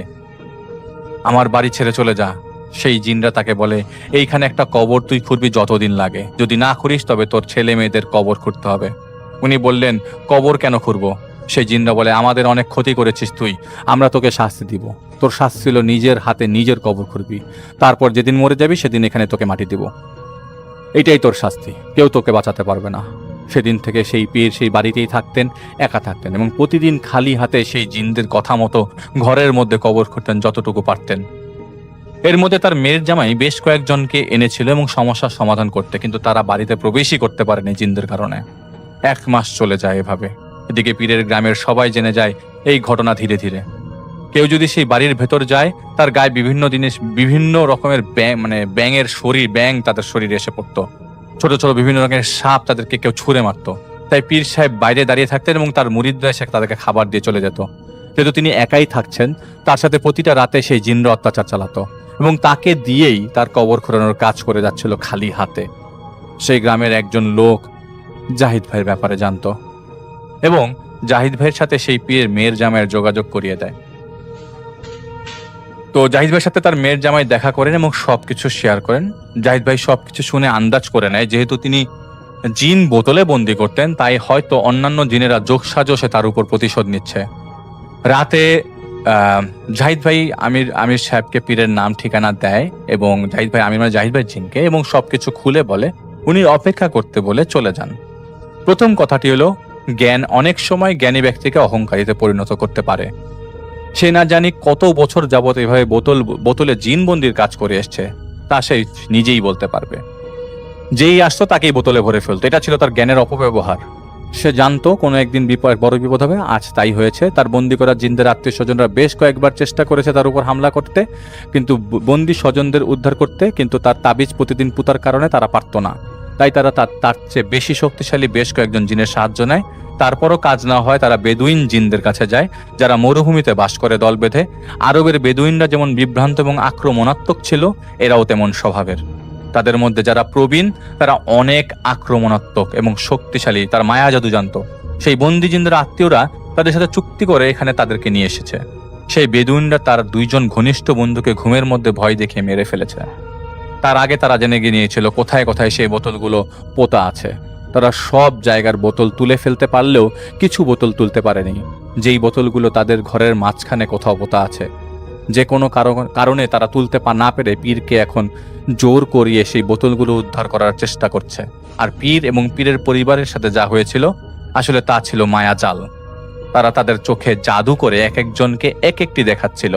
তারা যদি চায় আমরা তাদের সাহায্য করব এবং যা করার দ্রুত করতে হবে। আমির সাহেব অপেক্ষা করতে বলেন, ভাইকে বলেন যে একদিন পর চলে যেও, তুমি আসো এখানে। এবং জাহিদ ভাই আমির বলে যে তুমি রোজা রাখবে সেদিন, তোমাকে একাই যে সেই পীরের বাড়ি থেকে বের করে আনতে হবে। জাহিদ ভাই আমির তাকে বলছে এবং জাহিদ ভাই বলে, আমি যদি একা যাই তবে তো আমার ক্ষতি করতে পারে। তো জাহিদ ভাই আমির বলেন যে তোমাকে একাই যেতে হবে, শরীর বন্ধ করে যাবে, মন শক্ত রেখে যাবে, সেই পীরকে বের করে আনতে হবে। তিনি জাহিদ ভাইকে কিছু জমজমের পানি দেন এবং একটা ছোট্ট বোতলে দেন এবং বলে দেন সেখানে যাই কিছু হোক না কেন জাহিদ ভাইকেই বের করে আনতে হবে, ওই পীর সাহেবকে। রাত হলে উনি আসবেন এবং তার সাথীদের নিয়ে। তো জাহিদ ভাই একদিন পর সেখানে যায়, তার পরিবারের সাথে কথা বলে। আগেও জাহিদ ভাই বলেছেন যে জাহিদ ভাই যা বলেছিল যে জাহিদ ভাই দেখলে বোঝে মানুষের অবস্থা কি, সেই এলাকার অবস্থা কি, সেই বাড়ির অবস্থা কি। কারণ যেই ধরনের কাজ জাহিদ ভাই করে তা দেখলে মনে হবে জাহিদ ভাইকে দিয়ে হবে না এটা। হঠাৎ করে একটা ধাক্কা লাগে, সেই ধাক্কাটা তারা খায় জাহিদ ভাইকে দেখে এবং তারা কিছুটা কানাঘুষা করছিল জাহিদ ভাইকে নিয়ে, যাতে জাহিদ ভাই তাদের চেহারা দেখেই বুঝতে পারে যে ঘটনা খারাপ এই জায়গায়। এবং জাহিদ ভাই তাদের চেহারা দেখে বুঝতে পারছিল যে তারা বুঝে গেছে জাহিদ ভাই এখানে আসছে এবং জিনিসটা খারাপ হতে পারে। তো জাহিদ ভাই আমির সাহেবের কথা মতো পীরের এক মুরিদের সাহায্য নিয়ে সেই বাড়ির সামনে যে দাঁড়ায়। সত্যি বলতে মনে মনে ভয় লাগছিল না জাহিদ ভাইয়ের, এবং কোনো জিনিসের মুখোমুখি যে এর আগে হয়েছিল এটাতে কেমন একটা ভয় লাগছিল না। জাহিদ ভাই শরীর বন্ধ করে সেই বাড়িতে ঢোকে, দেখতে পায় ঘর ভর্তি ব্যাঙ এদিক ওদিক লাফাচ্ছে। বিকেলের আলোতে অন্ধকার লাগছিল। জাহিদ ভাই কিছু শব্দ শুনতে পায় গুনগুনানোর। জাহিদ ভাই অনুভব করছিল কিন্তু ভয় পাচ্ছিল না, এবং ঘরের ভেতর ঢুকে দেখে যে পীর সাহেব বসে আছে, কালো টি শার্ট লুঙ্গি পরে চেয়ারে হেলান দিয়ে কি যেন পড়ছে। জাহিদ ভাই ডাকলো, পীর সাহেব, আমি জাহিদ, ঢাকা থেকে এসেছি, আপনাকে এখান থেকে আমার সাথে যেতে হবে। উনি উত্তর দিলেন না। জাহিদ ভাই পীর সাহেবকে বলে, আবার ডাক দিলে তিনি বলেন, কাকে আপনি কি কাউকে চাচ্ছেন? তো জাহিদ ভাইয়ের পরিচয় দিয়ে আবার বলে, আমি আপনাকে নিয়ে যেতে এসেছি। উত্তর এলো, তুমি ভুল জায়গায় এসেছো, পীর এখানে নেই, সে চলে গেছে। জাহিদ ভাই ততক্ষণে বুঝে গেছে যে জাহিদ ভাই আমির সাহেব বলেছিল যে এখানে একাই সবকিছু বের করতে হবে পীরকে, কারণ পীরকে তারা বশ করে রেখেছিল। তো জাহিদ ভাই জানতে চাইল, পীর তাহলে কোথায়? উত্তর আসে, পীর নরকের আগুনে পুড়ছে। এই সময় জাহিদ ভাই খেয়াল করলো সেই ঘরের পরিবেশটা বেশ ভারী হয়ে উঠছে। জাহিদ ভাই তার কাছে যেয়ে দেখতে পায় অনেক বড় একটা গর্ত খুঁড়ে রাখা, আর অন্ধকারে বোঝাই যাচ্ছিল না গর্তটা, এবং কিছুই বোঝা যাচ্ছিল না আশেপাশে। ভাই দেখতে পেল অনেকগুলো কালো কাপড় পরা জিনরা জাহিদ ভাইকে ঘিরে রেখেছে। জাহিদ ভাই ভয় পেল, মানে এখন আস্তে আস্তে ভয় পাচ্ছে, কিন্তু সাহস তখনও হারায়নি, শরীরে মনে একটা জোর পাচ্ছিল। তখন জাহিদ ভাই চোখ বন্ধ করে সেই ঘর থেকে বের হয়ে বাড়ির উঠানে এসে দাঁড়ায় এবং আচমকা জাহিদ ভাই পুরো বাড়ির চারিপাশটা বন্ধ করে দেয় জমজমের পানি ছিটিয়ে, এবং পকেট থেকে একটা রিং বের করে জাহিদ ভাইয়ের হাতের আঙ্গুলে পরে। এই রিং জাহিদ ভাই তখন হাতে পরে যখন তার কাছে মনে হয় এটা জাহিদ ভাইয়ের পরা দরকার। তখন জাহিদ ভাই চিৎকার করে তাদের নমরুদের ফেরাউনের পরিণতির কথা বলতে থাকে। পীরকে জাহিদ ভাই ধরে হাতের রিং তার কপালে চেপে ধরে এবং সুরা একটা কিছু আয়াত পড়তে থাকে এবং টেনে হিচড়ে সেই বাড়ি থেকে বের করে নিয়ে আসে। যখন তাকে বের করে আনে তখন অসংখ্য ব্যাঙ সাপ জাহিদ ভাইয়ের উপরে এসে পড়তে থাকে। অনেক কান্না চিৎকারের শব্দ জাহিদ ভাই শুনতে পাচ্ছিল, এমনকি দানবীয় বিভিন্ন কথা। শব্দগুলো জাহিদ ভাইয়ের কানে আসলো। আল্লাহর উপর ভরসা রেখে তাকে বের করার পর জাহিদ ভাই সেই বেদুইন জিনদের উদ্দেশ্য করে বলে, আর কিছুক্ষণ পর আসবো আমি আবার ফিরে, অপেক্ষা করো। আর তখন জাহিদ ভাই দেখতে পাচ্ছিল সেই বাড়ির ঘরের দরজা জানালায় কালো কাপড় দিয়ে মাথা ঢেকে রাখা অসংখ্য জিনকে তার লানত করছিল জাহিদ ভাইকে এবং হুমকি দিচ্ছিল। তাদের মধ্যে একজনের চোখে চোখ পড়ে যায় জাহিদ ভাইয়ের, সেই চাহনির ব্যাখ্যা দেওয়া জাহিদ ভাইয়ের পক্ষে সম্ভব না। জাহিদ ভাই পীরের হুঁশ ফিরিয়ে নিয়ে আসে এবং তাকে নিয়ে সেখান থেকে চলে আসে। এখানে অনেক কথা ছিল যা প্রাসঙ্গিক না, জাহিদ ভাই সেগুলি লেখেনি। মাগরিবের পর জাহিদ ভাইয়ের আমির সাহেব দূর থেকে ইশারা দিয়ে জাহিদ ভাই সেই বাড়িতে যেতে বলে। জাহিদ ভাই সেই বাড়ির সামনে দাঁড়িয়ে থাকে এবং এই সময় অনেক কিছু হাড়ি পাতিল বাসন গ্লাস জাহিদ ভাইয়ের দিকে ছুঁড়ে মারছিল কে যেন এবং লানত করছিল, অভিশাপ দিচ্ছিল, বদ দোয়া দিচ্ছিল। এটা আরবের লোকদের স্বভাব ছিল, এখনো আছে। তারা যা যা ছুঁড়ে মারছিল তা জাহিদ ভাইয়ের কাছে এসে পড়ছিল। বিরক্ত হয়ে জাহিদ ভাই একটা মাটির ঢিল ছুঁড়ে মারে সেই বাড়ির ঘরের দিকে, আর তখনই সেই বেদুইনরা ছোড়াছুরি থামিয়ে দেয়। কিছুক্ষণ পর জাহিদ ভাইয়ের আমির সাহেব আসেন সেখানে। তার সাথে ছিলেন বেশ কয়েকজন সাথী, মানে জাহিদ ভাই আমিরের সাথী আর কি। তো জাহিদ ভাইকে কোরআন শরীফ হাতে দিয়ে কিছু নির্দেশনা দিয়ে দেওয়া হয় এবং জাহিদ ভাই সেই ঘরে প্রবেশ করে। যখনই আমির সাহেব তাদের সাথীদের নিয়ে প্রবেশ করেন তখনই যেভাবে বানর আর হনুমানরা হু হু করে শোরগোল করে সেভাবে শোরগোল শুরু করে দেয় তারা। জাহিদ ভাইয়ের আমির সাহেবের সাথে যারা ছিল তাদের মধ্যে একজন এগিয়ে এসে বললেন, একটা সূরার মতো মানে দুয়ার মতো বলল, জিনদের ভাষায় এর মানে হলো হুকুম দিচ্ছি চুপ হয়ে যাও। কিছুক্ষণ পর সব চুপ হয়ে গেল এবং জাহিদ ভাই কোরআন থেকে একটা সূরা পড়ে ধীরে ধীরে পড়তে লাগলো এবং শুনলো যে জাহিদ ভাই আমির সাহেবকে বলতে তাদের নেতাকে ডাকতে, এবং সেই নেতা যেখানে আসে কালো কাপড়ের মাথায় ঢাকা। জাহিদ ভাই শুনছিল আমির সাহেব সেই জিনদের নেতাদের কথা, এখান থেকে যেতে হবেই এবং আপনার সাথে কোনো রকমের আলোচনা করা হবে না, কোনো ধরনের নেগোসিয়েশন হবে না। যদি আপনারা যেতে না চান তাহলে সসম্মানে যেতে না চান তাহলে যা হবে তার জন্য কোনো দায়ভার আমরা নিতে পারবো না। আপনি সীমানা রেখার নিয়ম কানুন ভঙ্গ করে এখানে এসে ইনসানের ক্ষতি করছেন। তো সেই বেদুন্যতা বলে, আমরা এসেছি চুক্তির মাধ্যমে এবং সেই চুক্তি মূল্য তারা পরিশোধ করেছে, আমাদের তাদের স্বজনকে মুক্ত করতে হবে, এর ব্যতীত আমরা যাব না। আমির সাহেব তখন বলেন, আচ্ছা তাহলে একজনকে বাড়ির বাইরে পাঠিয়ে দিন, পরিস্থিতির বিবেচনা করে আসুক এবং যারা চুক্তি দিয়েছে তাদেরকে নিয়ে আসুক। বেদুইন নেতার নির্দেশে একজন বাইরে যায় এবং যে সাথে করে চুক্তি যারা করেছিল তাদের নিয়ে আসে। জাহিদ ভাই শুনতে পায় আমির সাহেবকে বলতে, এখনই এই চুক্তি বাতিল করো বেদুইনদের সাথে, তোমাদের স্বজনদের আমরা খুঁজে বের করে মুক্তি দিয়ে দিব। তোমাদের স্বজনদের নিয়ে কারোর ক্ষতি না করে এক নিঃশ্বাসে যত দূর পারো ততটুক অঞ্চল, মানে ততটুক দূরে চলে যাও, একে প্রবেশ করতে পারবে না এর ভেতরে।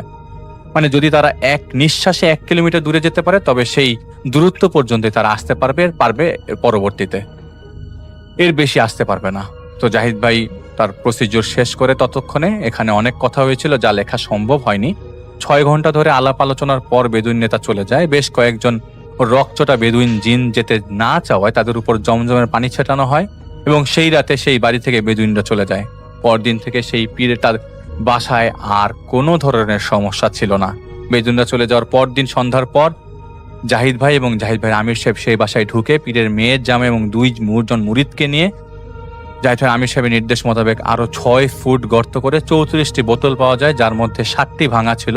সেই বোতলগুলো তুলে বড়ই পাতা সিদ্ধ পানি দিয়ে ধুয়ে রেখে দেওয়া হয় এবং জাহিদ ভাইয়ের সামনেই এখানে আরো কিছু প্রসিডিউর শেষ করে কিছু জিনিস পরে 90 বার ফু দেওয়া হয় এবং রাত 3টার দিকে বোতলবন্দি জিনদের আত্মীয়রা আর ক্ষতি করবে না এবং ক্ষতির ষড়যন্ত্র করবে না এই বিশ্বাস দিয়ে বেদুইনরা সেই বাড়ির ভেতর থেকে 8টা বড় গর্ত খুঁড়েছিল পীরকে দিয়ে, সেই গর্তগুলো ভরিয়ে দেওয়া হয় এবং 10-12 দিন পর পীর সাহেব তার পরিবার সহ সেই বাড়িতে ফিরে আসে এবং সেই আগের মতো তিনি তার দরবার খুলেন এবং তার পরিচালনা শুরু করেন। কিন্তু তফাৎ ছিল একটাই, তিনি আর কোনো রকম ঝাড়ফুঁক করতে পারবেন না এবং করবেন না। পীর জানতো যে একদিন তার ক্ষতি হবে, কারণ জিনদের বন্দি করবে, তার স্বজনরা বসে থাকবে, এমন তো হবে না।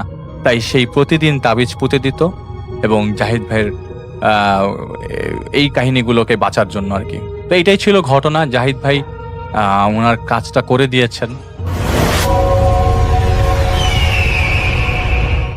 নাম বলতে চাচ্ছি না।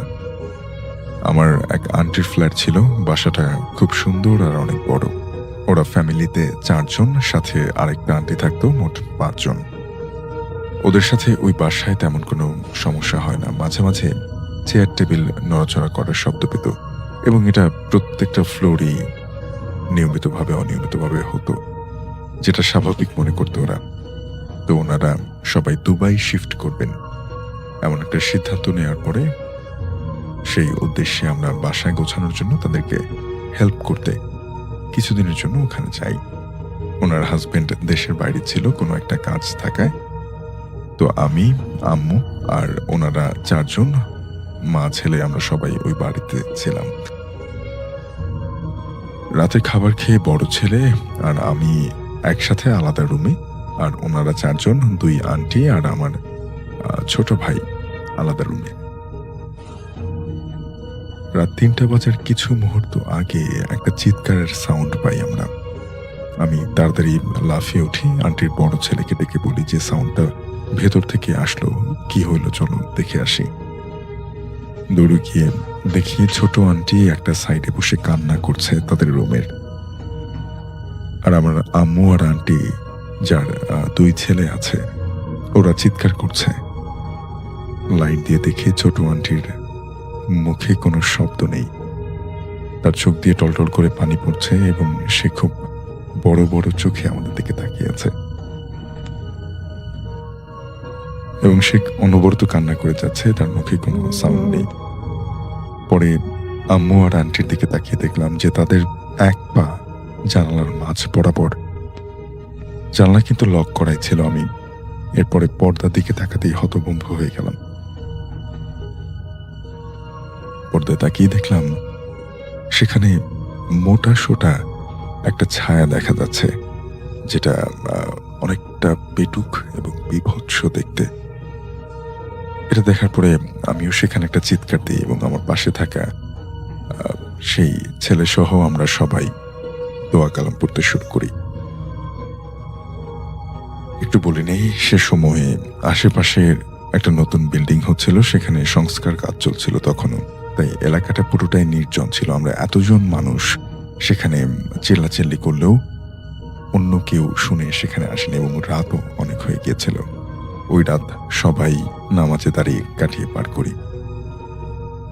এটাই ছিল ঘটনা। আরো বিস্তারিত লিখতে পারতাম, খুব বড় করে ফেলেছি মনে হচ্ছে।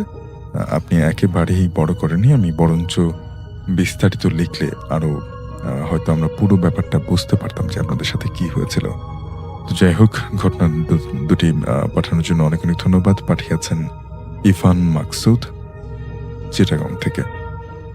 আরো একটা ঘটনার পরে ফিরে এসে আপনাদের SMS গুলো পড়ছি।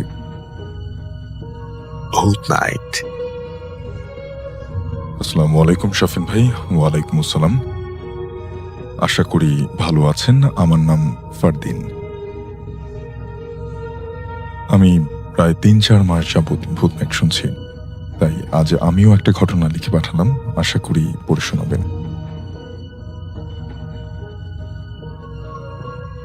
ঘটনাটি প্রায় 13-14 বছর আগে আমার বাবা এবং আমার বাবার বন্ধুর সাথে ঘটে যাওয়া। আমার বাবার নাম নাদিম। ঘটনাটি বাবার বন্ধুর বাড়ির ছাদে ঘটে। বাড়িটা তখনকার সময়ে 2 তলা বাড়ি ছিল, 2 তলাতেই ছাদ এবং তাদের বাড়িটি অনেক পুরনো ছিল। বাড়িটি বাবার বন্ধুর দাদার ছিল। তাতে বোঝা যাচ্ছে যে বাড়িটা কতটা পুরনো। এবং সেই ছাদে আগে থেকেই প্রায়শই প্যারানর্মাল বিভিন্ন ঘটনা লক্ষ্য করা যেত। ঘটনাটা আমি আমার আব্বুর ভাষাতেই বললাম। আমি এবং আমার বন্ধু তখন জব করি।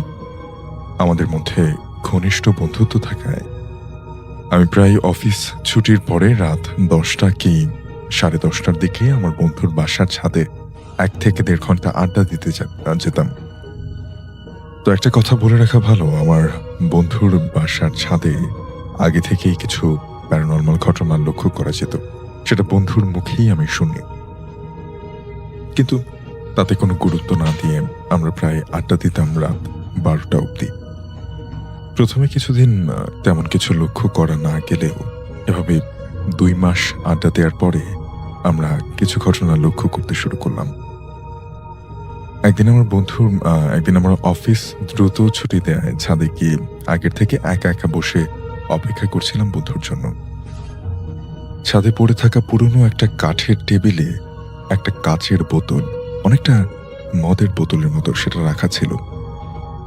সেই বোতলটা পানি ভর্তি ছিল। আমি দেখলাম সেই বোতলটি আপনা আপনি পড়ে গিয়ে ভেঙে গেল আমার সামনে। তাতে থাকা পানি ফ্লোরে ছড়িয়ে পড়ার কথা, কিন্তু সেখানে বোতলটির ভাঙা টুকরো পড়েছিল ঠিকই, কিন্তু কোনো পানি সেখানে ছিল না। অথচ বোতলটা অর্ধেকের বেশি পানিপূর্ণ ছিল। এটা দেখে আমার শরীরের প্রত্যেকটা পশম দাঁড়িয়ে গেছে এবং আমি ভীষণ ভয় পেয়ে যাই। তার কিছুক্ষণ পরে হঠাৎ ছাদে প্রচুর ময়লা পচা দুর্গন্ধ পাই আমি, অথচ পুরো ছাদে কোথাও কোনো ময়লাই দেখা যাচ্ছিল না। তখন আমার বন্ধু অফিস থেকে ফিরে ছাদে আসে। আমি তাকে সেই ঘটনাটা বোঝাতে গেলে আমি দেখি যে সেই পানির বোতলের ভাঙা টুকরো পড়ে থাকা স্থানে, যেখানে কোনো পানি ছিল না, সেখানে ভাঙা টুকরোর সাথে পানি ছড়িয়ে ফ্লোর ভিজে আছে। অর্থাৎ তিনি যেটা দেখছিলেন যে তার চোখের সামনে ছাদের উপরে একটা কাঠের টেবিলের উপরে একটা পানির বোতল, কাঁচের বোতল রাখা রয়েছে। তো সেই বোতলটা তিনি দেখলেন চোখের সামনেই পড়ে গেল ফ্লোরে, অথচ সেটা ভাঙার পরে কাঁচের টুকরো ছড়িয়ে পড়লো, সেখান থেকে কোনো পানি আসলে ফ্লোরে পড়েনি। তার বন্ধু যখন আসলো, সে যখন তার বন্ধুকে এই পুরো ঘটনাটি বলল, তারপরে যখন আবার তাকালো, সেখানে দেখলো যে পানিগুলো ফ্লোরটা ভিজিয়ে রেখেছে, মানে ফ্লোরটা ভিজে গেছে, তার মানে পানি পড়েছে। ঘটনাটা দেখে কোনোভাবেই আমি নিজেকে আর বিশ্বাস করাতে পারলাম না। আমি বন্ধুর সাথে এই ঘটনাটি খুলে বললে সে বিষয়টাকে উপেক্ষা করে, যেহেতু তার কাছে আর কোনো প্রমাণ ছিল না যে পানিটা ভাঙার পরেও বোতল সেখান থেকে পড়েনি, ফ্লোরটা ইতিমধ্যে কিন্তু ভিজে গেছে, এমনটা বলছিলেন। তখন হঠাৎ করে এর কিছুদিন পরে একদিন আমার বন্ধু আমাকে অফিস থেকে ফিরে তার ছাদে ডাকে, যার জন্য আমি সেদিন অফিস ছুটির পরে বন্ধুর বাসার ছাদে যাই। তখন রীতিমতো আমরা আড্ডা দেওয়া শুরু করি। এর মধ্যে হঠাৎ করে কোত্থেকে যেন প্রচন্ড বেলি ফুলের ঘ্রাণ আসতে শুরু করে। আমি বিষয়টা লক্ষ্য করলে আমি বন্ধুকে জিজ্ঞেস করি যে তাদের ছাদে কোনো বেলি ফুল গাছ লাগানো হয়েছে কিনা, আমি তো এর আগে দেখিনি। তখন বন্ধু বলে যে ছাদে একটা মেহেদি গাছ যেটা সবসময় দেখেছে, সেটা ছাড়া আর কোনো গাছ নেই। এটা শুনে আমি একটু অবাক হলাম, কিন্তু আমি চুপ করে গেলাম। ধীরে ধীরে সেই সুগন্ধটি বাড়তে শুরু করলো, অর্থাৎ বেলি ফুলের গন্ধটা বাড়তে শুরু করলো। তখন বন্ধু বিষয়টা বুঝতে পারায় বন্ধু আমাকে ছাদ থেকে নামিয়ে আনে এবং আমাকে বাসায় ফিরে যেতে বলে। সেদিন আমরা আর আড্ডা দিইনি। এরপর থেকে আমি বন্ধুর বাসার ছাদে আড্ডা দিতে যাই না, কারণ আমি বুঝে গিয়েছিলাম সেখানে খুব খারাপ কিছু আছে। এই ঘটনা ঘটার 7 থেকে 8 দিন পর আমি আমার বন্ধুর মুখে শুনি যে সে এক রাতে ছাদে গিয়ে চেয়ারে বসে সিগারেট পান করছিল। তার পাশে আরেকটা চেয়ার রাখা ছিল। সে সিগারেটের ধোঁয়াটা সেই চেয়ারের সামনে ছাড়ে এবং দেখতে পায় সাধারণত যেভাবে সিগারেটের ধোঁয়াটা বাতাসে ছড়িয়ে পড়ার কথা, কিন্তু ধোঁয়াটা তেমন ভাবে ছড়াচ্ছে না। একটা ছড়ানোর সময় 2 দিকে ফেটে যাচ্ছে, অর্থাৎ কোনো একটা বস্তুর পাশ দিয়ে, বস্তুর উপর আপনি যখন ধোঁয়া ছাড়েন বা ধোঁয়া দেখেন, সেটা যেমন বস্তুর গায়ে লেগে 2 দিক থেকে ছড়িয়ে যায়, ঠিক তেমনটা। এবং আবারও প্রচন্ড কোনো কিছুতে ধোঁয়াটা দুদিকে ফেটে যাচ্ছে, যেন অদৃশ্য কোনো কিছুতে ধোঁয়াটা বাধা পেয়ে দুপাশে ফেটে যাচ্ছে। ওই চেয়ারটার উপরে যখন তিনি ধোঁয়াটা দিলেন, তখন দেখলেন যে ধোঁয়াটা আসলে দুই দিক থেকে চলে যাচ্ছে। চেয়ারটার ভেতরে কিছু আছে এমনটা মনে হচ্ছিল। এরপর সে একেবারে ভয় এবং নিছকি মজার জন্য সেই অদৃশ্য জিনিসটাকে বলে ফেলে যে, আমি আমার কাজ করছি, তুইও তো নিজের কাজ কর। এটা বলার পরে তার জীবনের একটা অন্যতম ঘটনা ঘটে যায়। সে দেখে যে লক্ষ্য করলো তার পাশের সেই চেয়ারটা আস্তে আস্তে করে দূরে চলে গেল এবং এক সময়ে সে চেয়ারটা ছাদের একটা কোনায় পৌঁছে গেল সে ছাদে থাকা অবস্থাতেই। এই দৃশ্য দেখে আমার বন্ধু ভীষণ রকম ভয় পেয়ে যায়। এই ঘটনাটি আমি শোনার পরে তাদের বাসার ছাদে যাওয়া একদমই বন্ধ করে দিই, এমনকি সেও নিজের বাসার ছাদে আর আড্ডা দিতে না। ভাইয়া, এটাই ছিল আমার ঘটনা। সেই বাড়িটি এখনো আছে, কিন্তু এখন সেই বাড়িটি 6 তলা একটা বিল্ডিং এ পরিণত হয়েছে। আছেন, আমি আজকে যে ঘটনাটি আপনাদের সাথে শেয়ার করব সেটা আমাদের খুলনার ঘটনা। আমার দাদু বাসা খুলনাতে। তো যেটা হয় 2017 সালে কুরবানিদের ভ্যাকেশনের জন্য আমাকে বলা হয় যে আমি ঢাকার বাইরে ইউনিভার্সিটিতে পড়াশোনার জন্য ছিলাম। তো আমার বাবা মা আমাকে বলেন যে আমি যেন ইউনিভার্সিটি থেকে সরাসরি আমার দাদু বাসাতে চলে যাই করতে, কারণ তারা ঢাকা থেকে 10-15 দিন আগে যাবে। তো ভালো কথা, আমি খুব নর্মাল একটা দিন থাকে, আমি ট্রেনে করে যাচ্ছিলাম। তো হঠাৎই দুপুরবেলা শুনি যে আমার দাদি স্ট্রোক করে। তো ব্যাপারটা খুবই অস্বাভাবিক ছিল আমাদের জন্য মেনে নেওয়া, কারণ আমার দাদি আল্লাহর রহমতে খুব সুস্থ একজন মানুষ ছিলেন এবং সে তার বার্ধক্যজনিত জটিলতাও ছিল না। সে দুপুরবেলা আমরা বিভিন্ন জায়গা থেকে আসছি জন্য গ্রামে বিভিন্ন সে রান্না বান্না করে এবং পরবর্তীতে নামাজ পড়ে এবং স্ট্রোক করে। তো চাচা চাচি মানে ডক্টর হওয়ার কারণে তারা খুব বুঝে তাড়াতাড়ি হসপিটালাইজড করতে করতে এসে মারা যান। তো ব্যাপারটা আমাদের কাছে খুবই কষ্টদায়ক ছিল, কারণ প্রথমত আমরা সবাই একটা অনুষ্ঠান আর কি ঈদের জন্য যাচ্ছি, সবাই একটা অন্যরকম খুশি ছিল, কিন্তু এরকম একটা আনফরচুনেটলি এরকম একটা ব্যাপার হয়ে যাবে, আমরা মানে ব্যাপারটা খুবই শকিং আমাদের জন্য। তো তারপর ব্যাপারটা মেনে আমরা এবং পরবর্তীতে দাফনের কাজ শেষ করা হয়। তো আমি আজকে আপনাদেরকে যে ঘটনাটা বলবো, ঘটনাটা যেদিন দাফন করা হয় দাদিকে, ওই দিন রাতের ঘটনা। তো স্বাভাবিকভাবে যেটা হয়, সবাই খুব টায়ার্ড থাকে দাদু বাসায় দাদিকে দাফন করার পরে, তো ঘুমিয়ে পড়ে 11টা-12টার মতো বাজে রাতে। তো আমি একটু ডিটেলস বলি আমাদের বাসার কথাটা, তাহলে বুঝতে সুবিধা হবে লিসনার্সদের। আমি আমার দাদু বাসা খুলনার খুব ভেতরের দিকের একটি গ্রামে এবং খুব প্রভাবশালী একটা ফ্যামিলি সেই এলাকাতে, কারণ হচ্ছে তারা আমার বাবারা চাচারা তারা খুব সাপোর্ট দিচ্ছে ফাইন্যান্সিয়ালি এবং অন্যান্য ভাবেও এলাকার জন্য অনেক কাজ করছে। এটা বলার একটা কারণ আছে যেটা আপনারা পরবর্তীতে বুঝবেন। এখন আমি বাসা ছোট্ট একটা ডিটেলস দিই, সেটা হচ্ছে আমাদের বাসাটা ডুপ্লেক্স বাসা, দোতলা বাসা ছিল। তো বাসাটার উপরে হচ্ছে আমার চাচারা থাকতো এবং নিচে বিশাল বাসার নিচের একটা প্রান্তে আমাদের 2টা রুম ছিল, আর অপোজিটে আমার দাদির রুম ছিল, আর মাঝখানে কিছু রুম ছিল যেটা ছিল হচ্ছে আমার বাসায় গেস্টরা আসলে হচ্ছে ওরা থাক। তো আমরা যে রুমে থাকতাম 2টা রুম পাশাপাশি ছিল এবং 2টা রুমের মাঝখানে একটা দরজা ছিল যেটা দিয়ে 2টার মানে যাওয়া আসা করা যেত, কানেক্টেড একটা ডোর ছিল 2টা রুমের পাশাপাশি, 2টা রুমের মাঝখানে একটা ডোর ছিল। এবং এই 2টা রুমের একটা রুমে মানে মেইন দরজা, রুমে ঢোকার যে মেইন দরজা, একটা রুমের দরজা ছিল বাসার ফ্রন্টে যে বারান্দাটা ছিল ওটার সাথে কানেক্টেড, আর আরেকটা যে রুম ছিল ওইটা ছিল বাসার ব্যাক সাইডে, মানে দরজাটা বাসার ব্যাক সাইডের সাথে কানেক্টেড, মানে ব্যাক সাইডে যে বারান্দাটা ওই সাইডে কানেক্টেড। তো আমার বাবা আর আমার ছোট বোন টায়ার্ড হয়ে থাকার কারণে তার ওই যে বাসার যে ব্যাক সাইডের যে মানে যে ব্যাক সাইডের যে ওই রুমটাতে আমার বাবা আর আমার বোন ঘুমিয়ে গেছে। তো আমি আরেকটা রুমে ছিলাম পাশের রুমটাতে। তো আমার মা বলে যে আমাকে তুমি হচ্ছে একটু দরজা জানালা লাগাই দাও, ঘুমিয়ে পড়বো আমরা, এরকম একটা ব্যাপার। তা আমি খুবই একটা রেগুলার নাইট আমার জন্য ফোন দিতেছিলাম, আমার ফ্রেন্ডের সাথে কথা বলতেছিলাম বিভিন্ন ব্যাপারে, ওরা আমাকে কনসোল করতেছিল আমার দাদির জন্য। তো কথা বলতে বলতে যেটা হয়, আমাকে যেহেতু আম্মু বলছে জানালা লাগাতে, আমি ফোনটা রেখে আমি যাই। তো গ্রামের বাড়ির জানালাগুলো তো এখন যেরকম সব জানালা থাই গ্লাস অলমোস্ট, তো আমার দাদু বাসার জানালাগুলো হচ্ছে কাঠের ছিল। তো পাল্লাটা কি হয় যে গ্রিলের মানে ভিতর দিয়ে হাতটা ঢুকিয়ে যে বাইরের দিকে থাকে জানালাটা, গ্রিলের ওই ফাঁকটা দিয়ে হাতটা বাড়িয়ে হচ্ছে পাল্লাটা ধরে টান দিলে জানালাটা লাগাতে হবে।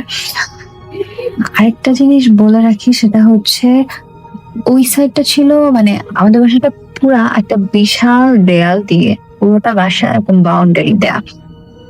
তো আমি যেটা করলাম সেটা হচ্ছে আমি হচ্ছে জানলা লাগাচ্ছি, তো বের করছি আমার হাতটা যখন, আমি খুবই নর্মাল ভাবে খুবই রেগুলার একটা কাজ, এটা আমি সব সময় করি দাদু বাসায় গেলে সব সময়ের কাজটা আমার, যে আমি জানলাগুলো লাগাই ঘুমানোর সময়।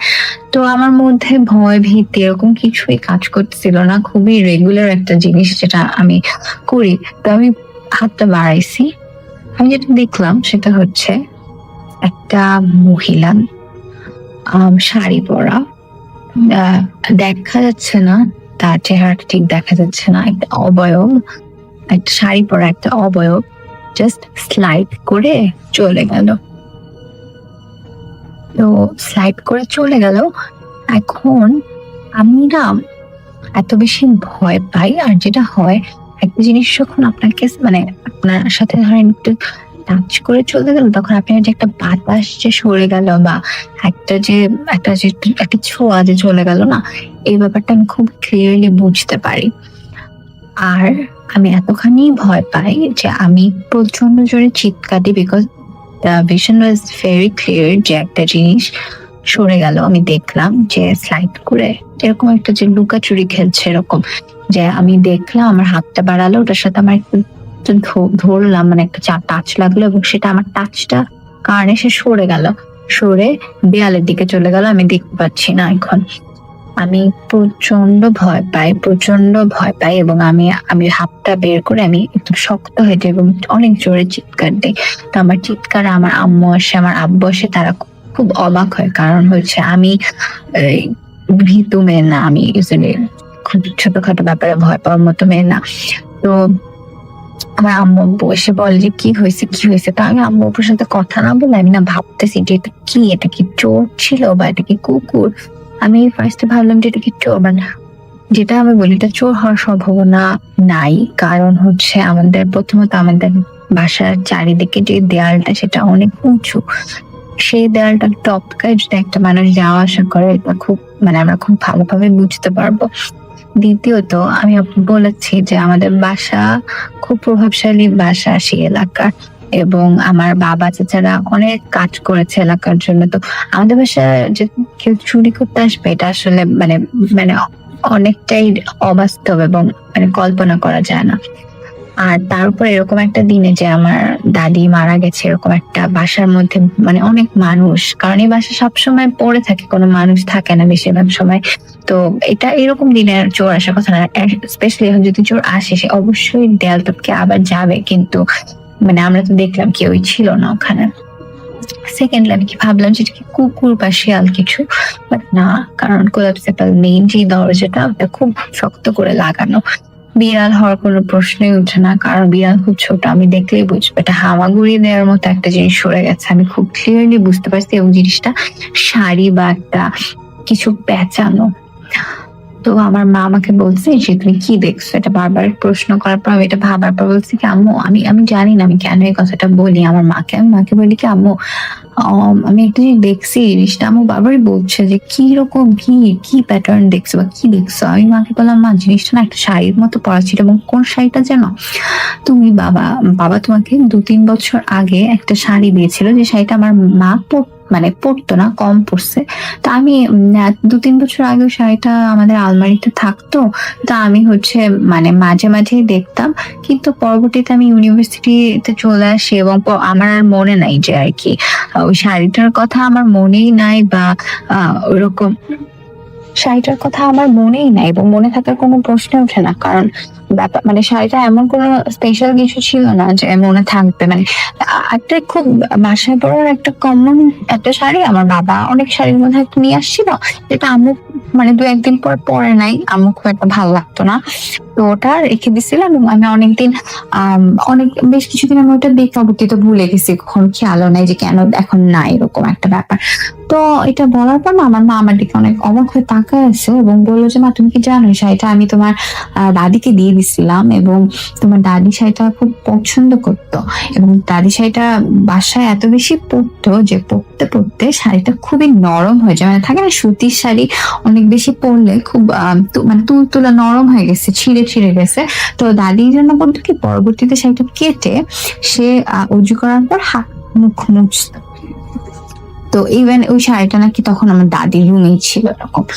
তো আমি আসলে ব্যাপারটা টোটালি আমার কোনো আইডিয়াই নাই, কারণ হচ্ছে আমার দাদু বাসায় আসা হয় না 1.5 বছরের মতো হয়ে গেছে, বিভিন্ন কারণে আমি আসতে পারি না। এবং আমার দাদির সাথে আমার অনেক বছরই মানে 1-1.5 বছর আসলে ফোনে কথা দেখা হয়নি, এবং আমার দাদি কি শাড়ি পরে বা আমার মা যে আমাকে দাদিকে ওই শাড়িটা দিয়ে দিছে এটার মানে বিন্দু মাত্র আইডিয়া আমার ছিল না। তো খুব কষ্ট পাই, খুব খারাপ লাগে, তারপর মনে হয় যে চোখের ভুলই হইতে পারে, আমি হয়তো বা অন্ধকার কি দেখছি কি দিয়ে দেখছি, টায়ার্ড আমরা তো আমি আসলে ওরকম কথা বাড়াই না। আব্বু দোয়া টোয়া পরে সূরা পরে ফু দিয়ে দেয়, পরবর্তীতে আমি পাশের রুমে যে শুই। ঘটনাটা এখানে যদি শেষ হয়ে যেত আমি ভাবতাম যে আমার হ্যালুসিনেশন বা এরকম কিছু, কিন্তু যেটা হয় আমি পরে আমার আম্মুর সাথে পাশের রুমে এসে শুই। তো এই ঠিক এই জিনিসটা যখন হলো না, আমরা জাস্ট বুঝি আব্বু ওই রুমে শুইছে, আমরা এই রুমে এসে শুইলাম, ঠিক 2 থেকে 3 মিনিট পরে আমার যে মানে গেট এখন হচ্ছে আমি যে রুমটাতে আছি এই রুমটার দরজাটা হচ্ছে ফ্রন্ট বারান্দাটার সাথে। তো প্রচন্ড জোরে নক করছে কেউ একজন। তো আম্মু একটু ভয় পেয়ে যায়, নক শুনে আমার বাবা তাড়াতাড়ি চলে আসে, ভাবে যে আলো চোর ডাকাতি কি আসলো। তো এটা ভাবতে ভাবতে দেখে আমার চাচা ডাকতেছে আব্বুকে। তো বাবা দরজাটা খুলে, এবং দরজাটা খোলার সাথে সাথে আমার চাচু প্রচন্ড কান্না করে আমার বাবাকে জড়ায় ধরে। বাবা ভাবে যে মনে হয় দাদি মারা গেছে, সবচেয়ে ছোট ছেলে, আব্বু আদর করে যে কি হয়েছে কিছু মানে কষ্ট পাইস না বা থাক এরকম। তো হচ্ছে বারবারই দেখে আমার চাচা প্রচন্ড কাঁদতেছে এবং থামতেছে না, এবং পরে যেটা হয় সেটা হচ্ছে বুঝে যে আমার চাচাকে নাকি আমার দাদি ডাকতেছিল, এবং আমার চাচা একজন ডাক্তার, উনি সে খুব ক্লিয়ার মানে জিনিসটা শুনছে, এবং খুব ক্লিয়ারলি ব্যাপারটা শোনার পরে সে অনেকক্ষণ ধরে শুনছে, এবং এত বেশি শুনছে এবং এত বেশি ইমোশনাল হয়েছে বা এত বেশি কষ্ট পাইছে যে কাঁদতে কাঁদতে সে উপর থেকে নিচে চলে আসছে। পরে বাবা বলতেছে যে ঐশীর সাথে এরকম হইলো, কি হইতেছে ব্যাপারটা বুঝতেছি না, তো আচ্ছা ঠিক আছে বাইরে লাইট টাইট কি জ্বালানো আছে নাকি এরকম বলতেছে। তো বলতে বলতে যেখানে দেখা যায় আমি বললাম যে ফ্রন্টে যে বারান্দাটা, ওই বারান্দাটাতে আমার দাদির খাটিয়াটা ছিল, মানে দাদি মারা যাওয়ার পর ওখানে ওই বারান্দাতে দাদিকে রাখা হয়। তো যেটা হইতো যে মানে যে হয় আর কি, আমাদের কেউ মারা গেলে আমরা যখন একটা খাটিয়া কোথাও রাখি আমরা চেষ্টা করি যে ওই জায়গায় কিছুদিন যদি লাইট জ্বলে, এটা একটা নর্মালি সবাই করে, বেশ কিছুদিন ওখানকার লাইট বা আলো রাখা হয়, আলোকিত রাখা হয় জায়গাটা। কিন্তু কোন একটা কারণে আমার বাবারা লাইটটা জ্বালানোর পরেও যেটা হয় যে ওই লাইটটা বারবারই অফ হয়ে যাচ্ছে এবং লাস্টলি যেটা হয় ওই লাইটটা জ্বললোই না। এটা খুবই আনইউজুয়াল, কারণ হচ্ছে নতুন লাইট একদমই মানে আমার ওই লাইটটা ছিল না, এই কারণেই লাগানো হয়েছে, তারপর লাইটটা নিভে গেল, নষ্ট হয়ে গেল। তো বাবা আরেকটা মানে পাশেই আর একটা রুম ছিল, ওই রুমের লাইটটা জ্বালায় রাখে, কারণ ওই রুম মানে বেশ আলো আসতেছিল বারান্দাতে, তো এটা রেখে আর কি ঘুমের পরে।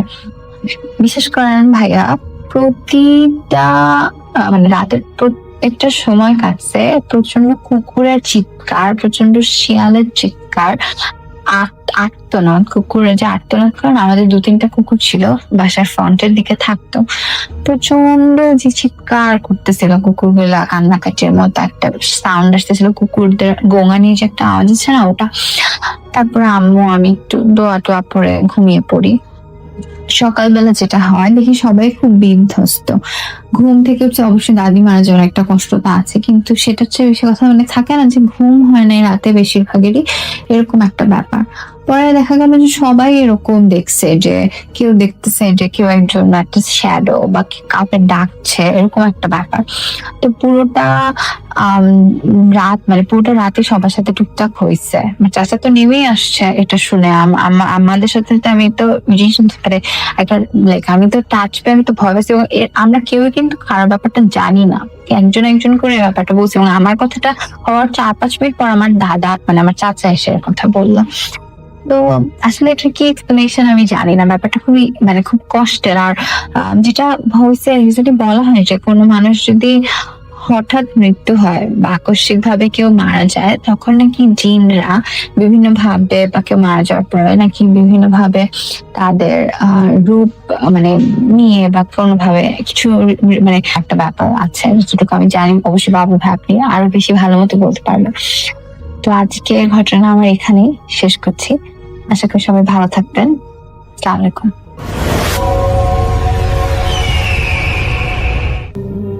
কয়েকদিন আগে রাতে 2:30 আমি লাইট নিভিয়ে মাত্র নিজের বিছানায় শুতে গেলাম। জানালা খোলা, দক্ষিণা হাওয়া বয়ে চলেছে, চোখের পাতায় লজ্জাপতির পাতার মতো লেগে এসেছে। আধো ঘুম আধো জাগরণ, হঠাৎ কি জানি একটা বাসার পেছনে তৈরি হওয়া নতুন বিল্ডিং থেকে জানলার পাশ ঘেঁষে ছাদের সিঁড়ি দিয়ে চলে গেল। ঘুটঘুটে অন্ধকারের মধ্যে কিছুই পরিষ্কার দেখা যাচ্ছে না। আমি জানালা বন্ধ করে ঘুমিয়ে পড়লাম। অর্থাৎ কয়েকদিন আগে রাত 2:30টার মতো বাজে, এমন একটা সময় একটা আন্ডার কনস্ট্রাকশন বিল্ডিং থেকে দেখা গেল যে সেখানের ছাদের সিঁড়ি দিয়ে কিছু একটা চলে গেল। এবং তিনি যেটা দেখলেন, যিনি ঘটনাটা পাঠিয়েছেন আমাদেরকে, শাকিল আহমেদ, এরপরে তিনি জানালা বন্ধ করে ঘুমিয়ে গেলেন। মধ্যরাতে অনুভব করলাম কোনো একটা এলোকে সে আমার শরীরে লম্বা চুলের স্পর্শে শিহরিত করে দিচ্ছে। আমার ঘুমটা ভেঙে গেল। আমি এখন বিছানায় বসে আছি, শরীরটা হালকা ঘামাচ্ছে। ঘরের ভেতরে একটা দমকা হাওয়া জানলার দিক থেকে বয়ে গেল, কিন্তু জানলাটা তো বন্ধ। হাওয়াটা থেমে যাওয়ার কথার সাথে সাথে আচ্ছা, জানলাটা বন্ধ, হাওয়াটা থেমে যাবার সাথে সাথে একটা কিশোরীর কণ্ঠে আমি খিলখিল হাসির আওয়াজ শুনলাম। আমি প্রচন্ড রকম ঘাবড়ে গিয়ে বললাম যে কে কে ওখানে। হঠাৎই সেই হাসিটা থেমে গিয়ে একটা নূপুরের ঝুনঝুন শব্দ তুলে আমার মনে হলো যে কেউ জানলার পাশ থেকে নাচতে নাচতে চলে গেল। এখন শব্দটা একটু দূর থেকেই হচ্ছিল, মনে হচ্ছে কেউ নূপুরের সুরে তালে তালে পুরো ছাদ জুড়ে নেচে বেড়াচ্ছে। আমি বাতি জ্বালিয়ে দরজা খুলে ছাদের সিঁড়ির সামনে এসে দাঁড়ালাম। ঘুটঘুটে অন্ধকার, চারিদিকে কিছুই দেখা যাচ্ছে না, কোনো নূপুরের আওয়াজও নেই সেখানে। আমি আবার নিজের রুমে চলে এলাম। বাতির আলো নিভানোর কিছুক্ষণ পরে আমার আবার সেই নূপুরের শব্দ কানে এলো। এবার আমি সরাসরি রুমমেট সোহেল ভাইকে ডাক দিলাম। সোহেল ভাই এরকম করে ডাকলাম। সোহেল ভাই বললেন, শাকিল কি হয়েছে? আমি বললাম যে কে যেন বাইরে হাঁটছে। সোহেল ভাই বললেন যে ও কিছু না, তুই এদিকে আয়, আমার পাশ দিয়ে শুয়ে থাক। আমি মোটামুটি গুটি সুটি মেরে সোহেল ভাইয়ের পাশে শুয়ে আছি, আর একইভাবে সেই নূপুরের আওয়াজের শব্দ শুনছি। হঠাৎ কিছুক্ষণ পরে চোখ হলো আর একটা শব্দ। এটা অনেকটা ভয়ঙ্কর একটা শব্দ। আমার মনে হচ্ছে কেউ সারা শরীরে শিকল পেঁচিয়ে এই বিল্ডিং থেকে এসে ধুমধাম বিকট শব্দ তুলে পুরো ছাদটাকে কাঁপাচ্ছে। অর্থাৎ শরীরে যদি শিকল দিয়ে পেঁচানো হয় তারপরে যেরকম একটা শব্দ হবে। তিনি প্রথমে বলছিলেন যে নূপুরের মতো শব্দ শুনছিলেন, কিন্তু এবার সেখান থেকে সেই শব্দটা কিছুটা পরিবর্তিত হয়ে মনে হচ্ছে যে কোনো ব্যক্তি, তার সারা গায়ে শিকল রয়েছে, এমন কেউ ছাদের উপরে খুব জোরে আওয়াজ করছে। এই বিকট শব্দে পুরো ছাদটা কেঁপে যাচ্ছে এমন মনে হচ্ছিল আমার। ওই বিল্ডিংয়ে যে সমস্যা ছিল তা আমার জানা ছিল না, কিন্তু এরকম কোনোদিন তো হয়নি। নূপুরের শব্দটা অনেক আগেই শেষ হয়ে গেছে, তবে শেষ হওয়ার আগে আমি একটা কিশোরীর আর্তনাদের মতো শব্দ শুনতে পেলাম। ঘটনাটি কয়েকদিন আগেই ঘটে যাওয়া, শেয়ার করলে খুশি হব। আসসালামু আলাইকুম প্রিয় লিসেনার্স, এতক্ষণ থেকে আপনাদেরকে অনেকগুলো ভয়ানক ভয়ানক ঘটনা শোনানো হয়েছে। যে ঘটনাগুলো ছিল আমাদের আজকের এপিসোডের সব থেকে স্পেশাল কিছু ঘটনাগুলো শুনে আপনাদের কেমন অনুভূতি সেটি কিন্তু জানিয়ে যাবেন আমাদের কমেন্ট সেকশনে। এই ঘটনাগুলো অনেক কষ্ট করে আমরা আপনাদের জন্য রেডি করেছি। অবশ্যই আপনারা এই ঘটনাগুলোর মধ্য থেকে কোন ঘটনাটি আপনার কাছে সব থেকে বেশি ভয়ানক বলে মনে হয়েছে, সব থেকে বেশি ইন্টারেস্টিং লেগেছে, বা কোন ঘটনাটি আপনার জীবনের কোনো একটা সময়ের সাথে, কোনো একটা অতীতের সাথে, বা আপনার গ্রামে যদি এমন কোনো ঘটনা ঘটে থাকে সেটিও কিন্তু জানাতে পারেন আমাদের কমেন্ট সেকশনে। আর দর্শক, এইরকম ভয়ানক বাছাই করা একত্রিত অনেকগুলো ঘটনা পাওয়ার জন্য অবশ্যই আমাদের চ্যানেলটিকে ভিজিট করবেন, কারণ আমাদের চ্যানেলে প্রত্যেকটি ঘটনা বাছাই করা সেরা ঘটনা। তো প্রিয় লিসেনার্স, আজকের মতো এখানেই বিদায় নিচ্ছি। আবারও দেখা হচ্ছে নতুন এপিসোডে, নতুন আরো অনেকগুলো ভয়ানক ঘটনা নিয়ে। তো ভালো থাকবেন, সুস্থ থাকবেন। নতুন ভিডিও দেখার আমন্ত্রণ জানিয়ে শেষ করছি। আল্লাহ হাফেজ।